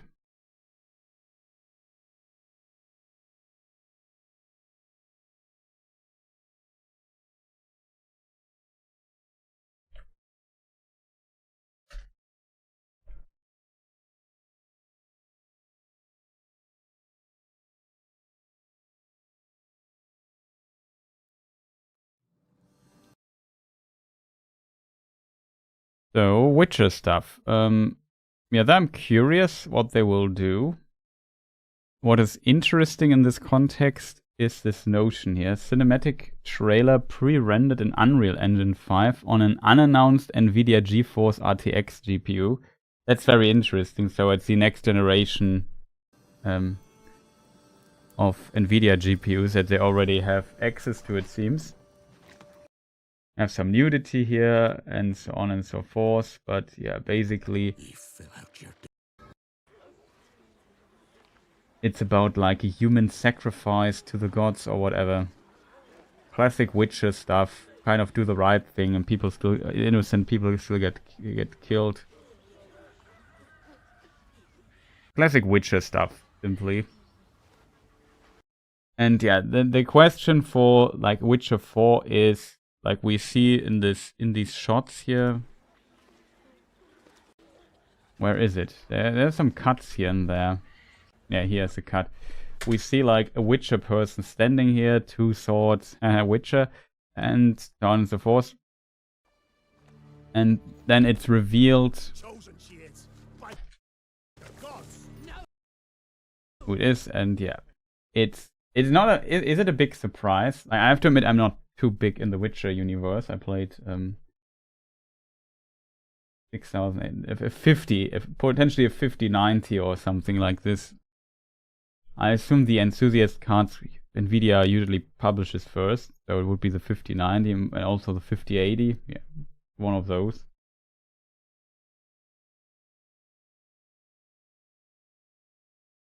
And I've not seen the series of Witcher, so I can't comment on that.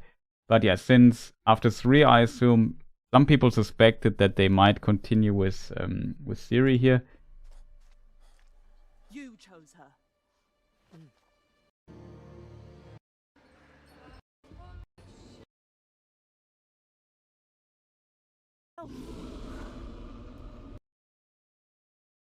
And then yeah, a lot of fighting stuff happens here.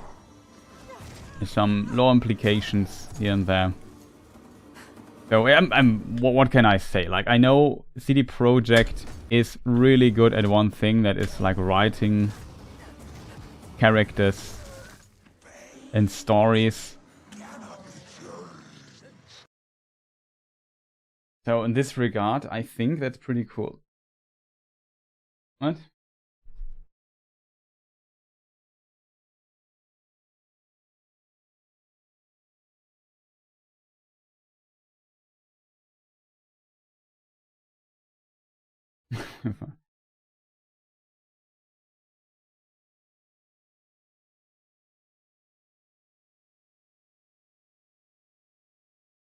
Yeah, Schnack is the perfect candidate. No clue about games, and I need somebody where this would be possible. Or maybe I need to start a German podcast version of it. It would be easier to find guests, to be honest, because my problem in the English community, I always feel a bit isolated. I have no problem getting somebody, an English speaker, native English speaker, talking about Lord of the Rings with me. That would be not the problem. My problem is getting an English speaker to talk about games with me that kind of has maybe an interesting range of interest and so on.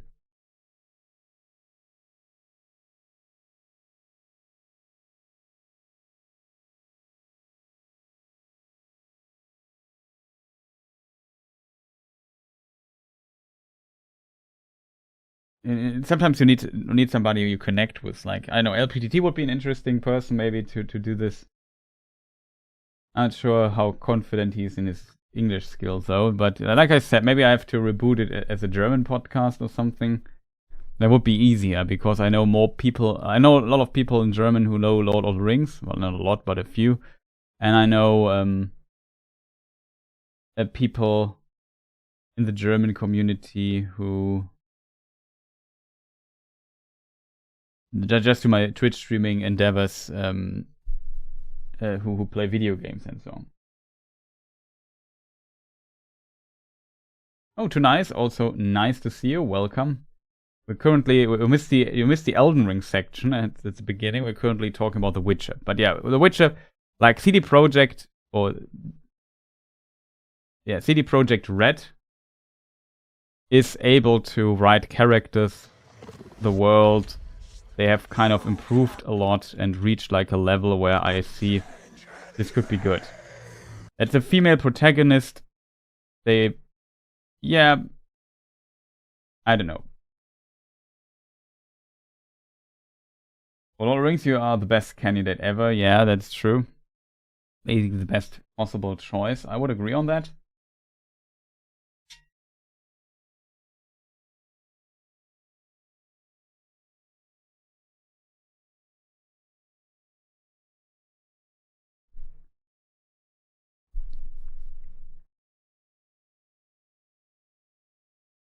Also for Too Nice, in case... I'm not sure, Too Nice, have you seen the Game Awards? Or at least the trailers and so on. Here's a list I stole. Well, I stole the links, but the list I created kind of myself. With all the stuff that was shown at the Game Awards, trailer-wise. Any particular thing you want to talk about? Too Nice?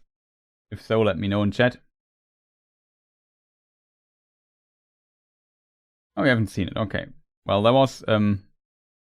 was like a new Elden Ring standalone co-op roguelike thing that looked very cool that we discussed for quite some time now. So I have to get going because the watch party starts soon. As a result, I don't have that much time. But yeah, they are fighting. She drinks like her potion and use some magic, some implications. Can Ciri actually use some of the Witcher stuff and so on and so forth? We don't know.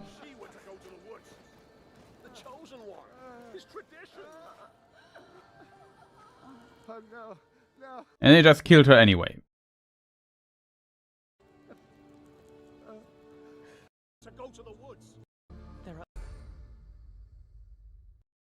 But yeah, it looks like a classic Witcher side quest you encounter.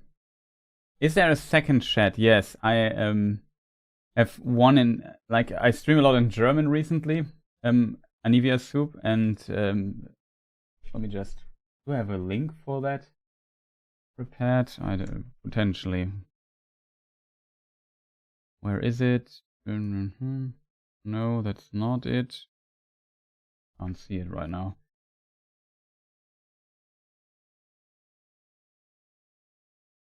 I need my Discord here. News, copy link. So yeah, but it's a German chat, so I'm not sure if you are interested in this. They're allowed to write in German there, here on your side of the chat. It's English, I answer in English. Usually though, this is my German Twitch channel, so to say, so I kind of split this stuff up. And currently, yeah, I have too much fun streaming my native language. That's kind of a problem for the English channel, unfortunately. That's why I'm not streaming that much on the English channel recently. And there's a second chat that's a bit more active than the English one. So there's that. But whatever, let us jump back to The Witcher. So I don't know, like, I'm not really have any worries about this particular game, if I'm honest. Like, I know, like, the visual quality of this particular trailer is already pretty impressive. And I believe that the Witcher people, the Witcher CD Projekt can pull that off visually.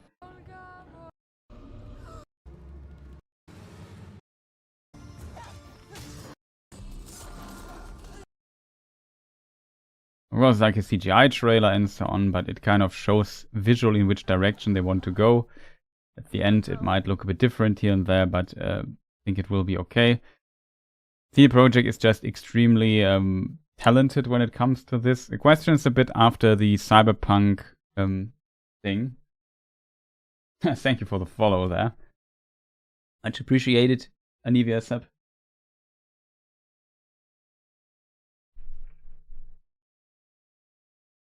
So in this regard, no, here's nothing. And in this regard, I'm not worried. I have to admit, I'm a sci-fi fan, so for me, and I like cyberpunk, the subgenre a lot. I'm very much looking forward to the next cyberpunk game, I have to admit. I hope they don't screw it up. The biggest problem with CD Projekt is themselves. Like, if they say, oh, this game comes out. Did they have any release thing here for The Witcher? Like a year? It's potentially is still quite a bit of time in the distant future. It seems like it. But if you think about it, like let's say this game comes out 2026. Let's pretend. I'm not sure if this is. Well, let's say 2027 or something. It's maybe 3 years away. Who knows? Maybe it's a very early announcement again. Who knows? But I would not expect it next year. So 2026 to 2027, I think, is a reasonable assumption for the release time frame for this game. Maybe I missed something there at the start, but here in the trailer they did not say when it releases.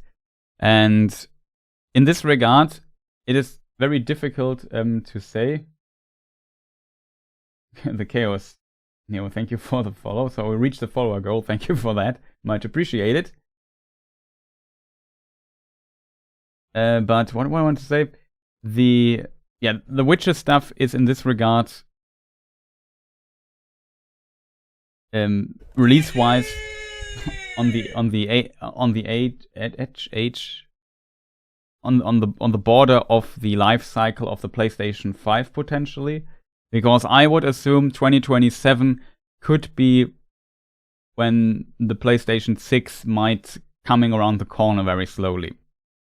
I don't think, like next year, I don't see them announcing it next year. 2026, 2027. Then slowly we also come into PlayStation announcement territory. And not that we get like the same problem we had in the past. Where they have like this very ambitious project here, like The Witcher 4. Visually very impressive and so on, and then, oh no, we want to hit this sweet spot where both console generations are, where this shift in console generations, so people potentially, like we get a bigger player base. Usually if you release just on a console generation that is just new out, you know, the installment base, or how many people have a console is just very low if you say, yeah, this is for PlayStation 6 only. And I don't think it's they will definitely want to release it on PS5.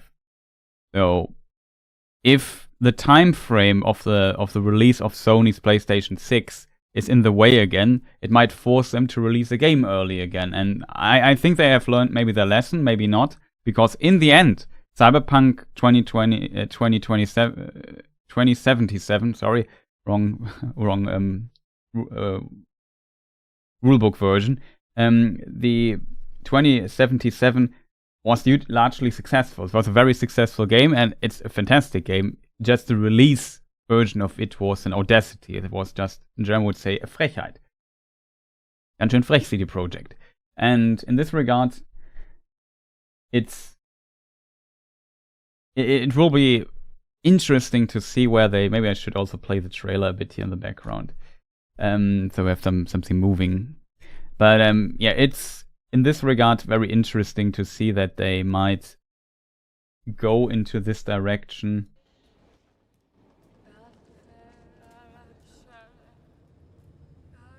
That history could repeat itself, but I don't know. Like, the success makes them right, but after the fiasco of the Cyberpunk release, I definitely think that... Nay. Why is the video just stopping randomly?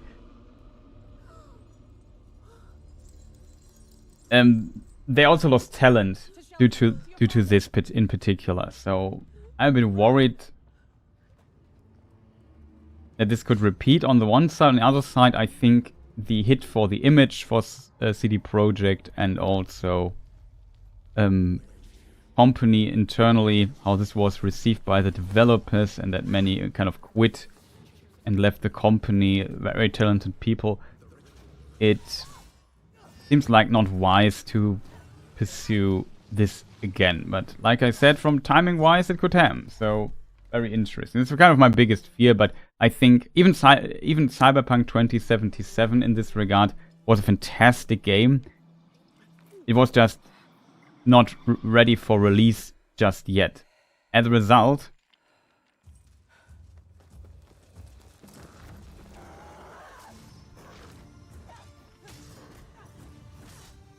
Pretty cool fighting scene.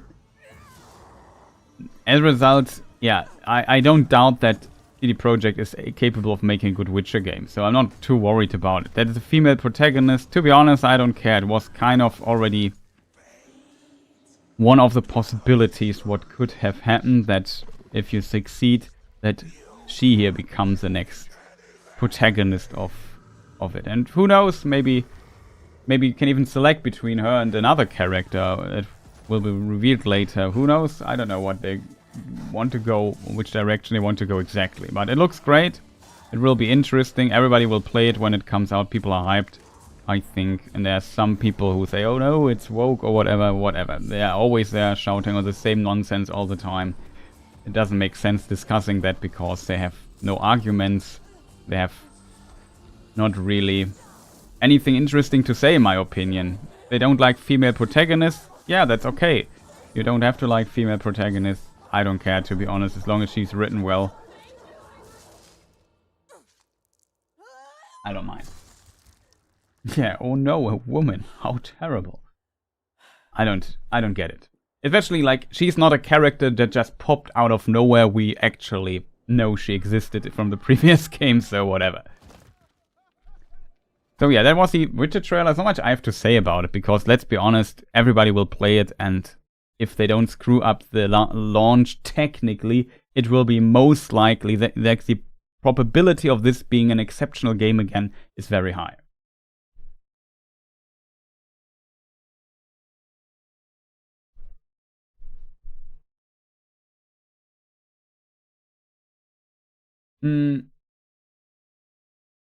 What else is missing, chat?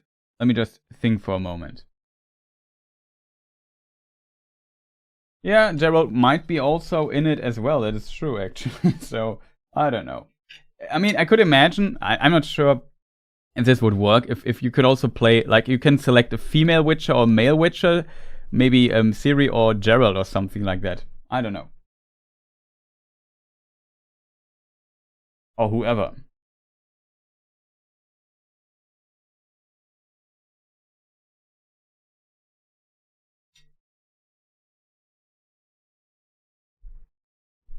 Like, wasn't he seen somewhere in the trailer, actually?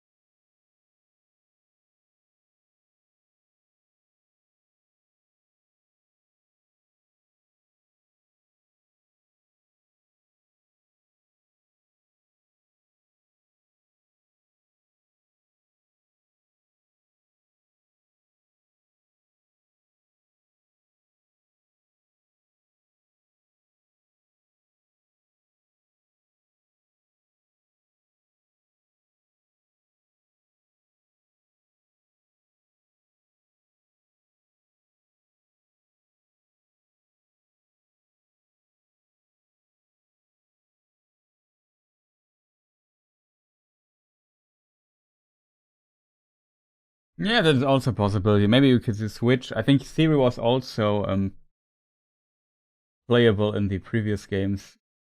Short moment or something. Yeah, exactly.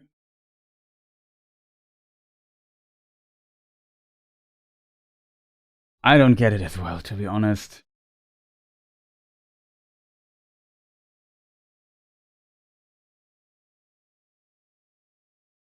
I don't know. I could swear there was, like, I should not read comments here live, but let me just think for a moment, chat. You know, I think very slowly, so it takes a moment. Yeah, that's. I'm not sure if there's some interesting.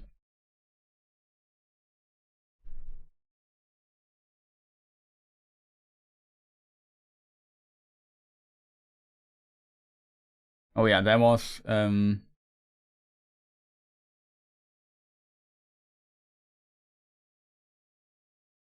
this article here, where there was a confirmation that Gerald is in the new game as well. Try to bring it here on screen again by IGN. I did not copy the freaking link. I'm sad. So here it is again. Gerald is in The Witcher 4, and that is indeed Doug Cockle's voice in the trailer. CD Projekt confirms. If you watched her debut trailer, blah blah blah, you have heard a line of dialogues that sound very much like it was coming from previous protagonist Gerald. Time for a new saga. See you on the path. I'm actually not sure when this is set in the trailer because I forgot. I've not looked too much into it. Let's do the subtitle thing. It might. Wait, there is a trick.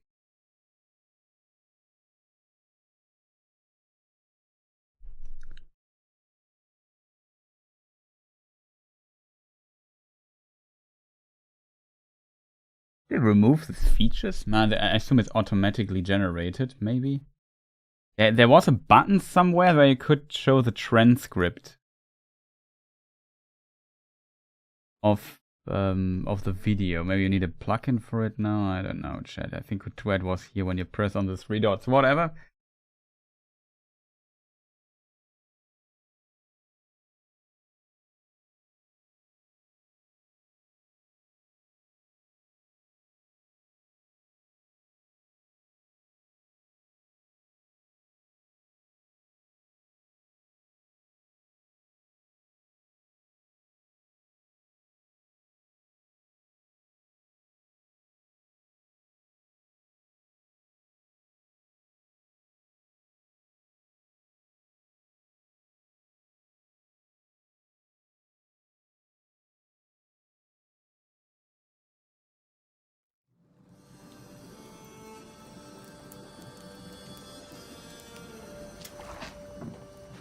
Dearest daughter, I've devil wisdom. Everest. Does somebody know when this in the video appears? Oh, this is a different trailer. I'm not sure if this is. I think this is the first trailer though.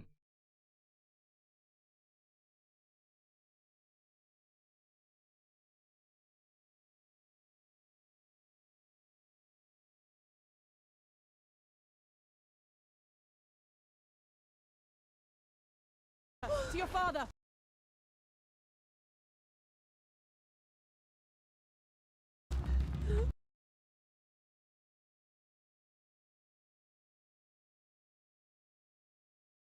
Run!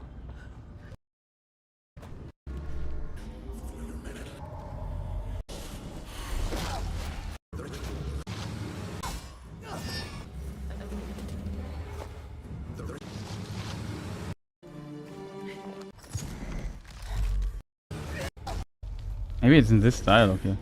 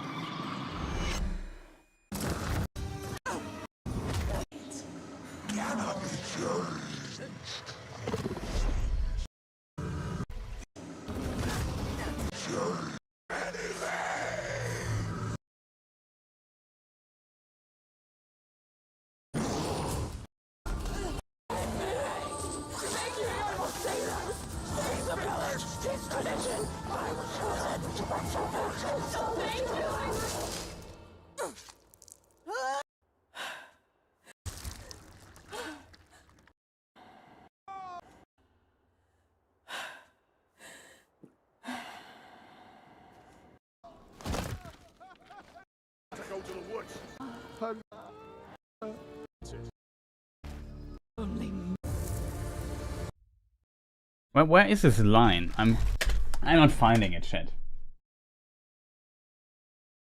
I'm not finding it.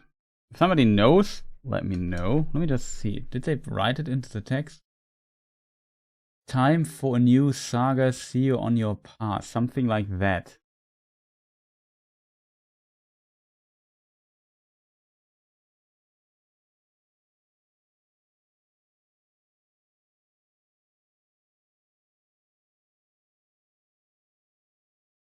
No, whatever.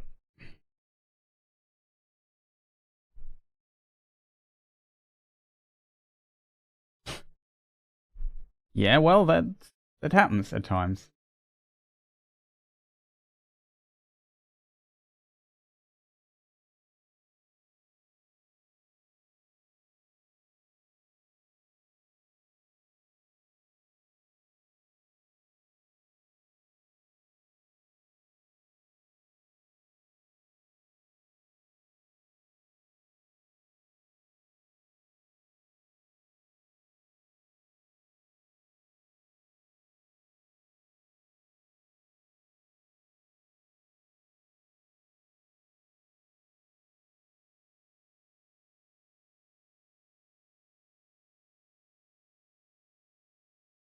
Why is finding stuff always so difficult? I could have... IGN could have just maybe put it into the timestamp into it.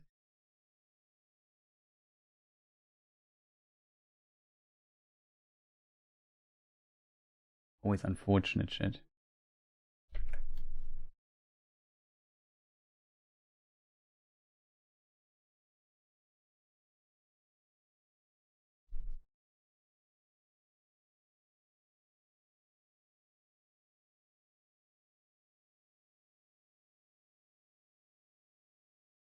Found another version of the trailer. The voice says time for a new saga. See you on the path. Sounded not like... Okay, here somebody has found this. It says it's in a different version of the trailer. Holy moly, why is it always so difficult to find stuff? Well, I can't confirm this because I have not found a different version of the trailer.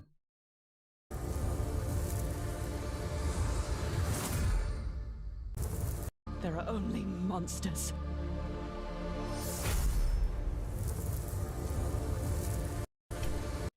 No.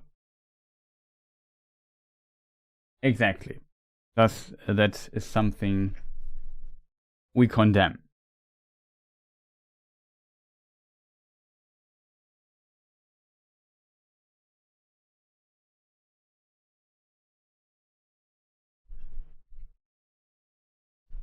So chat, that was Witcher. Was there anything else that was interesting that we could briefly mention here? Because I don't have much time anymore, unfortunately. The biggest problem is really doing here production because I just have too many windows open. It's just difficult. Borderlands 4, I'm not into Borderlands. Like, it could be very cool. I know a lot of people look forward to Borderlands 4. It's not for me anymore. I played 1 and 2. It did not look too bad. They need, I guess, some new Siren entity. I'm not into it.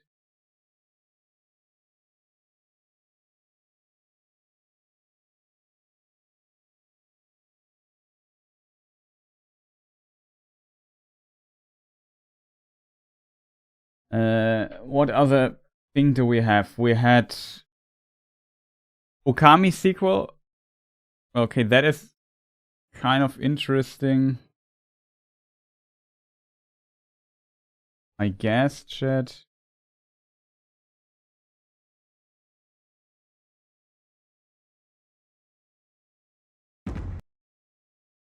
Unfortunately, we have not seen much in the thing here. So from this perspective, I wouldn't say it's not interesting, but that it will be interesting though, because the original game is like a very nice game. It was once made. We don't see much here. We don't know what's going on exactly. It's more like a little teaser that we got there.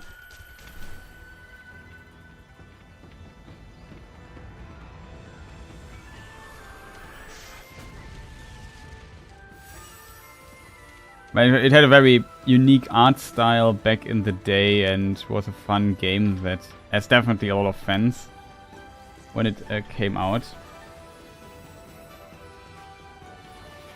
Beautiful music. Definitely could be a very cool game. So yeah, I think a lot of people are very pleased that this is coming back, and let's call it Okami sequel. That's basically everything that we have.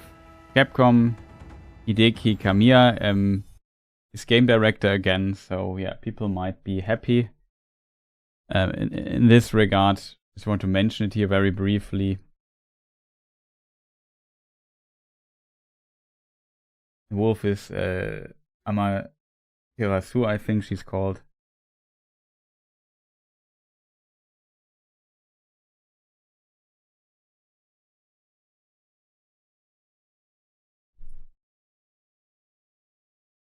And yeah, I might be interested in this, to be honest. Like, this is also something I would play. So for people wondering, Hideki Kamiya is like a well-known developer. He directed Resident Evil 2, Devil May Cry. He invented that.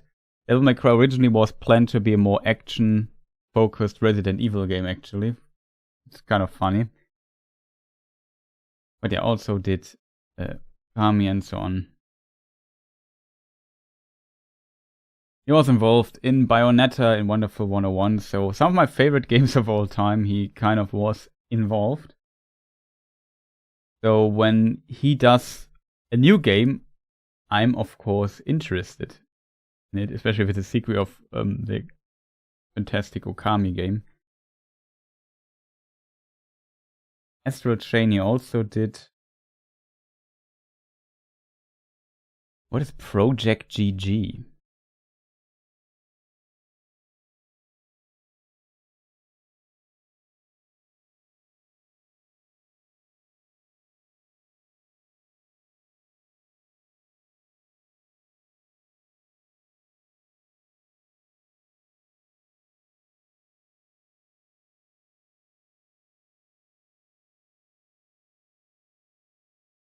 So yeah, doesn't matter too much.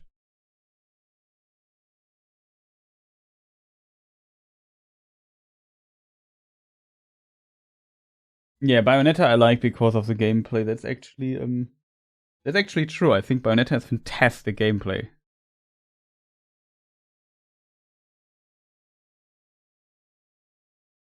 Okay, see you later. Sleep well. Nake, nice that you were here.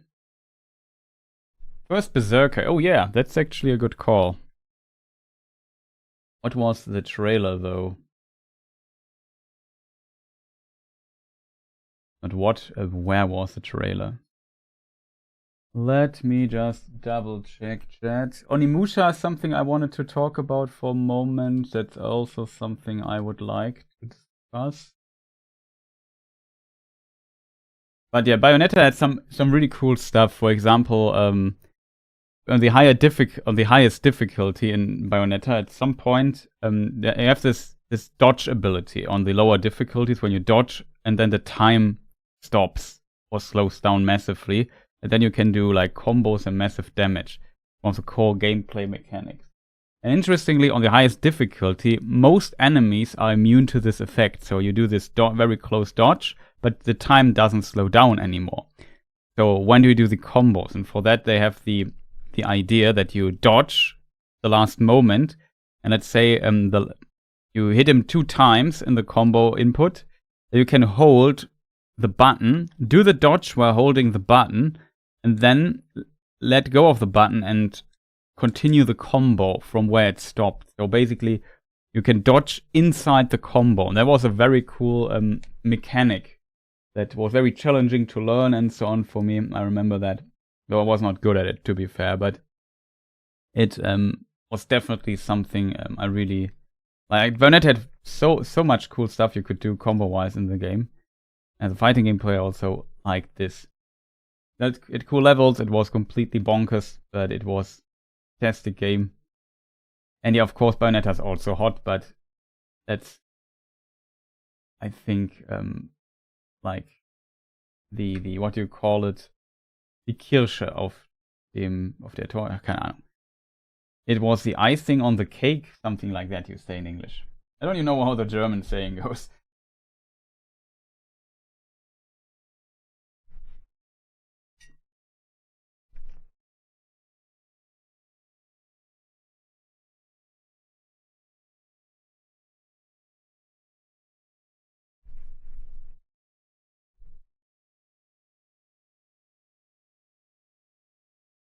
Das i-Tüpfelchen. Exactly. Because it was suggested in chat, and I'm also interested in it if it's good. Is the next trailer. Yeah, Okami, like I said, cool game. I like the game director. Like absolute legend in game development. The next trailer, yep.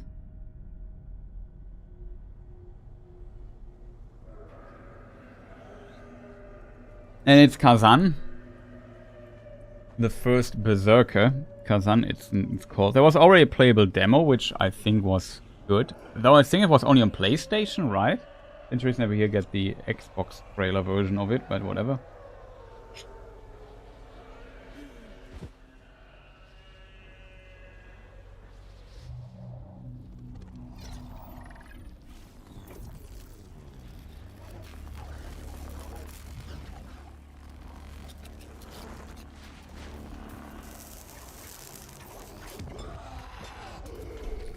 He always looks like a bit, he does not care much about the cold. He's possessed by some kind of demon thing. And now he's able, with his rage, to kill everything.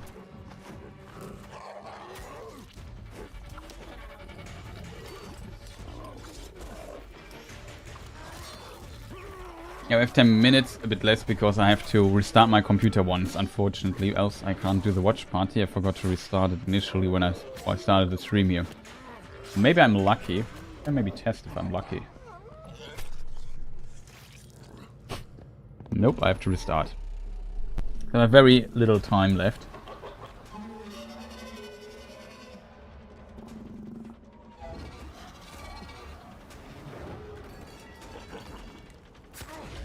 Go big demon.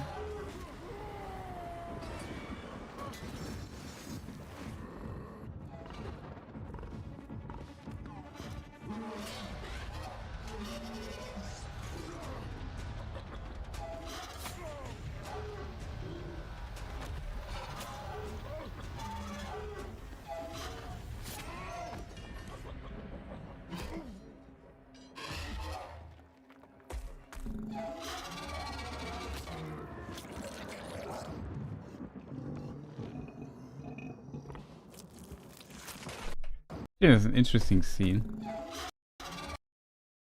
His eye is here, not red yet. That's a kind of interesting detail. You see his dinosaur eye is not red yet, but when he gets stabbed, the eye becomes red. That's kind of a cool detail, I think. Well, pretty tough dude, to be honest.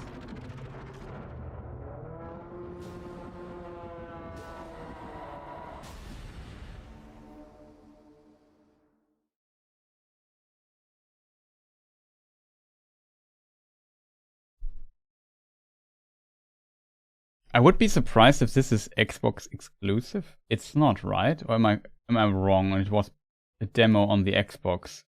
I swear it was on PlayStation. The first Berserk.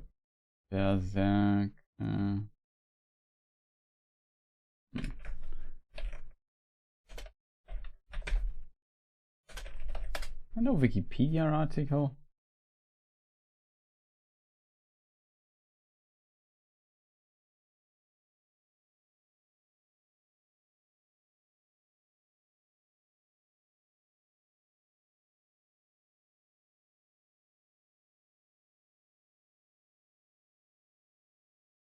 It comes to PC at least. It's on Steam already listed, so there's a Steam page for it. I can't tell you.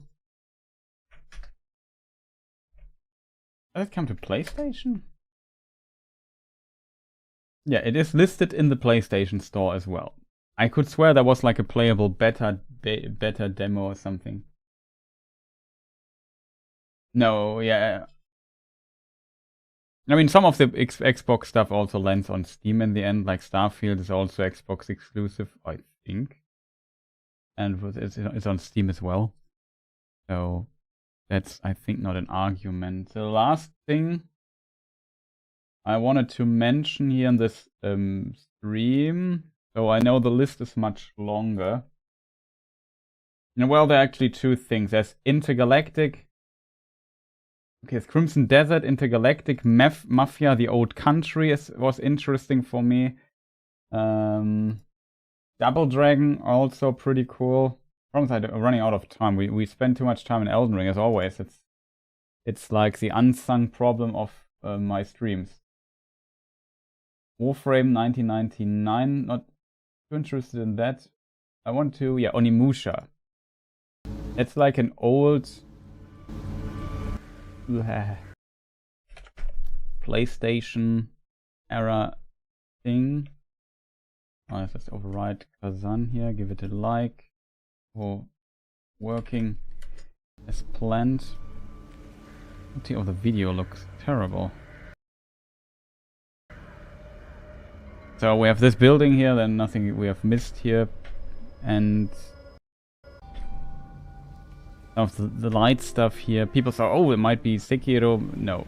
This looked a bit like Sekiro, but it also reminded me of Nioh, to be honest.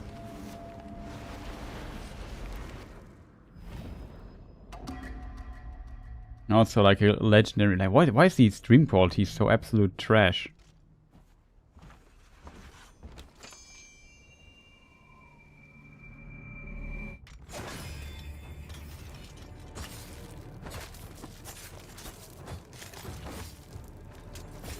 The sound design is so strange in this trailer.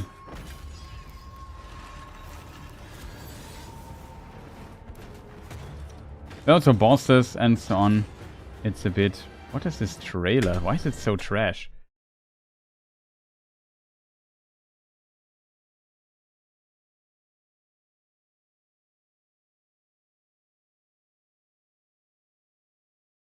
Unfortunately, there's somebody made a more list. Onimusha. Unfortunately, that is 3 hours. I think that quality here is a bit better.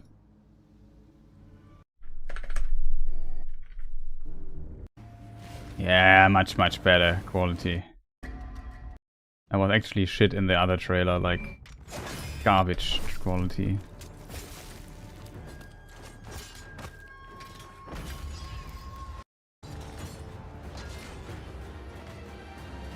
But you have mythological creatures, samurai, swords, and way of the sword. Human by the minute.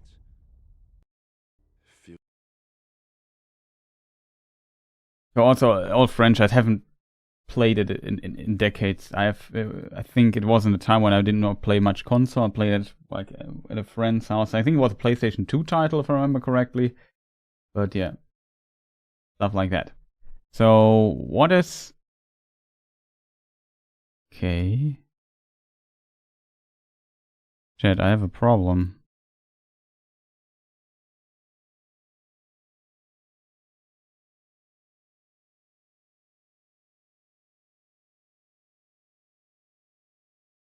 Okay, now it works. I don't know what's going on there exactly. For a moment I couldn't switch scenes. Oh, kurze Pause is actually wrong. My mistake. Yeah, chat. What other thing do we have? Onimusha, what was on the list, chat?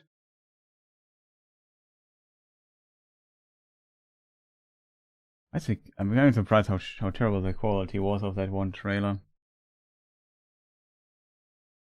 Yeah, the last thing I found interesting was the last game.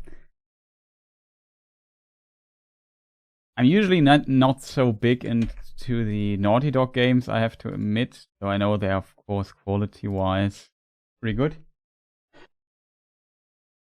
Excuse me, I had to sneeze.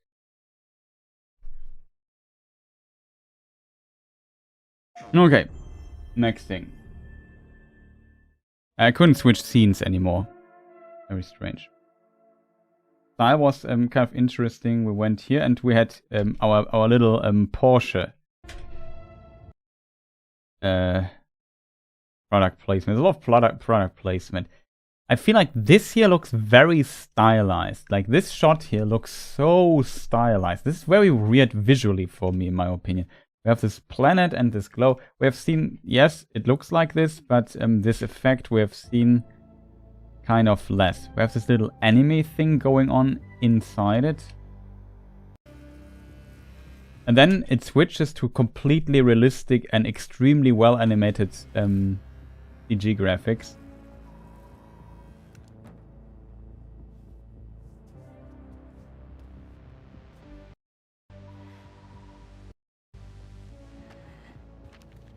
It also has this retro space style. You see it here in a moment, which I kind of found very cool.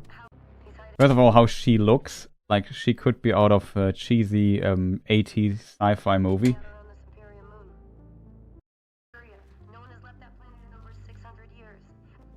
Or comic or whatever. Look at the keyboard, how old school the keyboard is. I think it's a very old school keyboard, considering this plays like 1,000 years later from our time. A very cool retro style here that they're running. Music catches me, so yeah, kind of hit the right notes for me to like, to be honest. And then yeah, retro style, we have the radio frequencies. Have to be a bit careful here with the music. And then we land on this planet. It seems she's stranded here, and here we see a bit of potential how the game could look in-game. First of all, this is ray traced.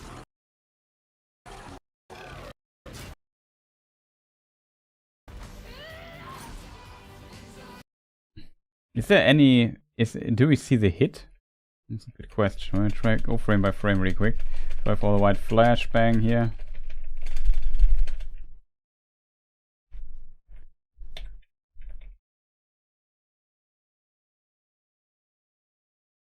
That hit. Yeah, we see the hit, but it cuts out the next frame, so we don't see the response to this hit.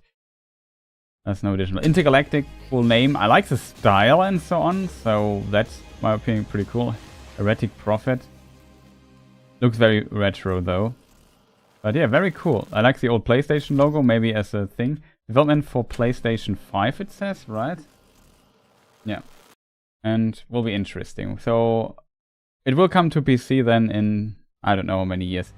They did not show like a release time frame. No, they didn't. So that I also found pretty cool. Yeah, there's a lot of product placement. I think Adidas is also in it and whatnot. Yeah, the Heretic Prophet is the subtitle. What do you call it? Part of the title. The additional title line. So I have to now restart my computer chat. That I also found pretty interesting. Has my interest because I like sci-fi simply. That's usually what kind of gets me. Like I said, there was two more things that were interesting for me as well, but I don't have time to discuss this in detail. We're already late, as always. But people should know me by now that I'm always kind of late. So, yeah, that's that. Last of Us, Den of Wolves, Mafia. Okay, Mafia also look pretty nice, to be fair. Well, let me just... We were here in this.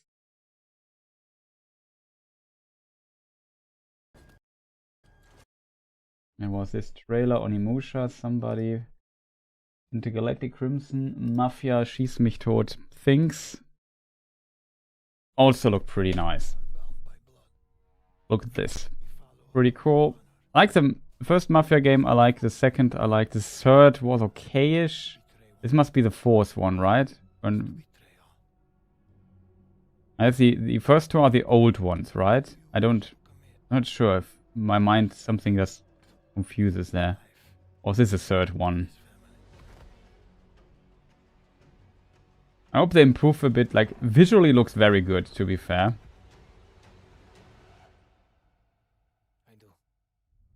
The problem was a bit in the old Mafia, in the third Mafia game, you noticed like GTA was out at this time and you think, well, this is worse than GT. It has a nice story and so on, but the open world and driving around and so feels much cheaper than GTA. So as a result, you know, well, it could be better. I'm very curious how they can hold up to the high standard that Rockstar might set again. So that's kind of a problem, I guess.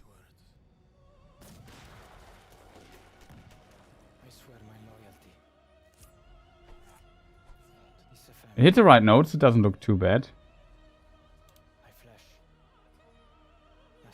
Face animations look very good. They definitely know how to do this. Yeah, the old country wishlist Mafia game.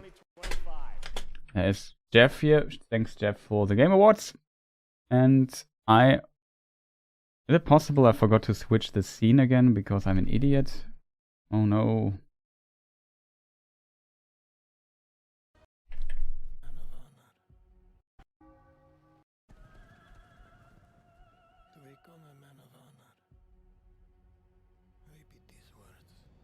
So yeah, animation stuff looks good. Looks pretty classic when it comes to Mafia stuff. Here you see the driving again. We will go full screen here.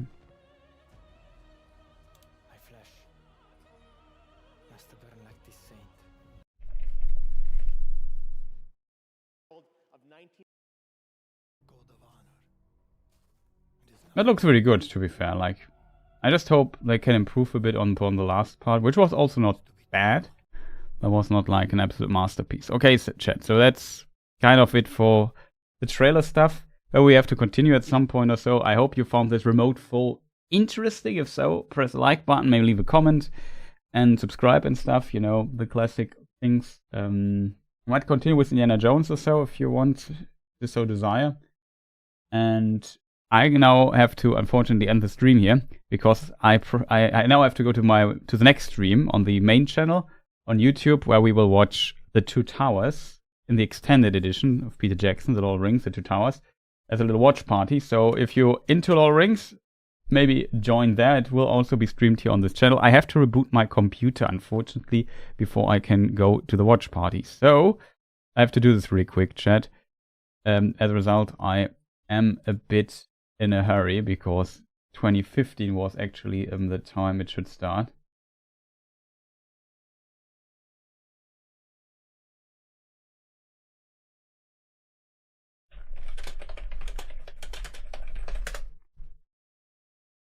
Okay, so thank you for watching and see you people next time. Goodbye.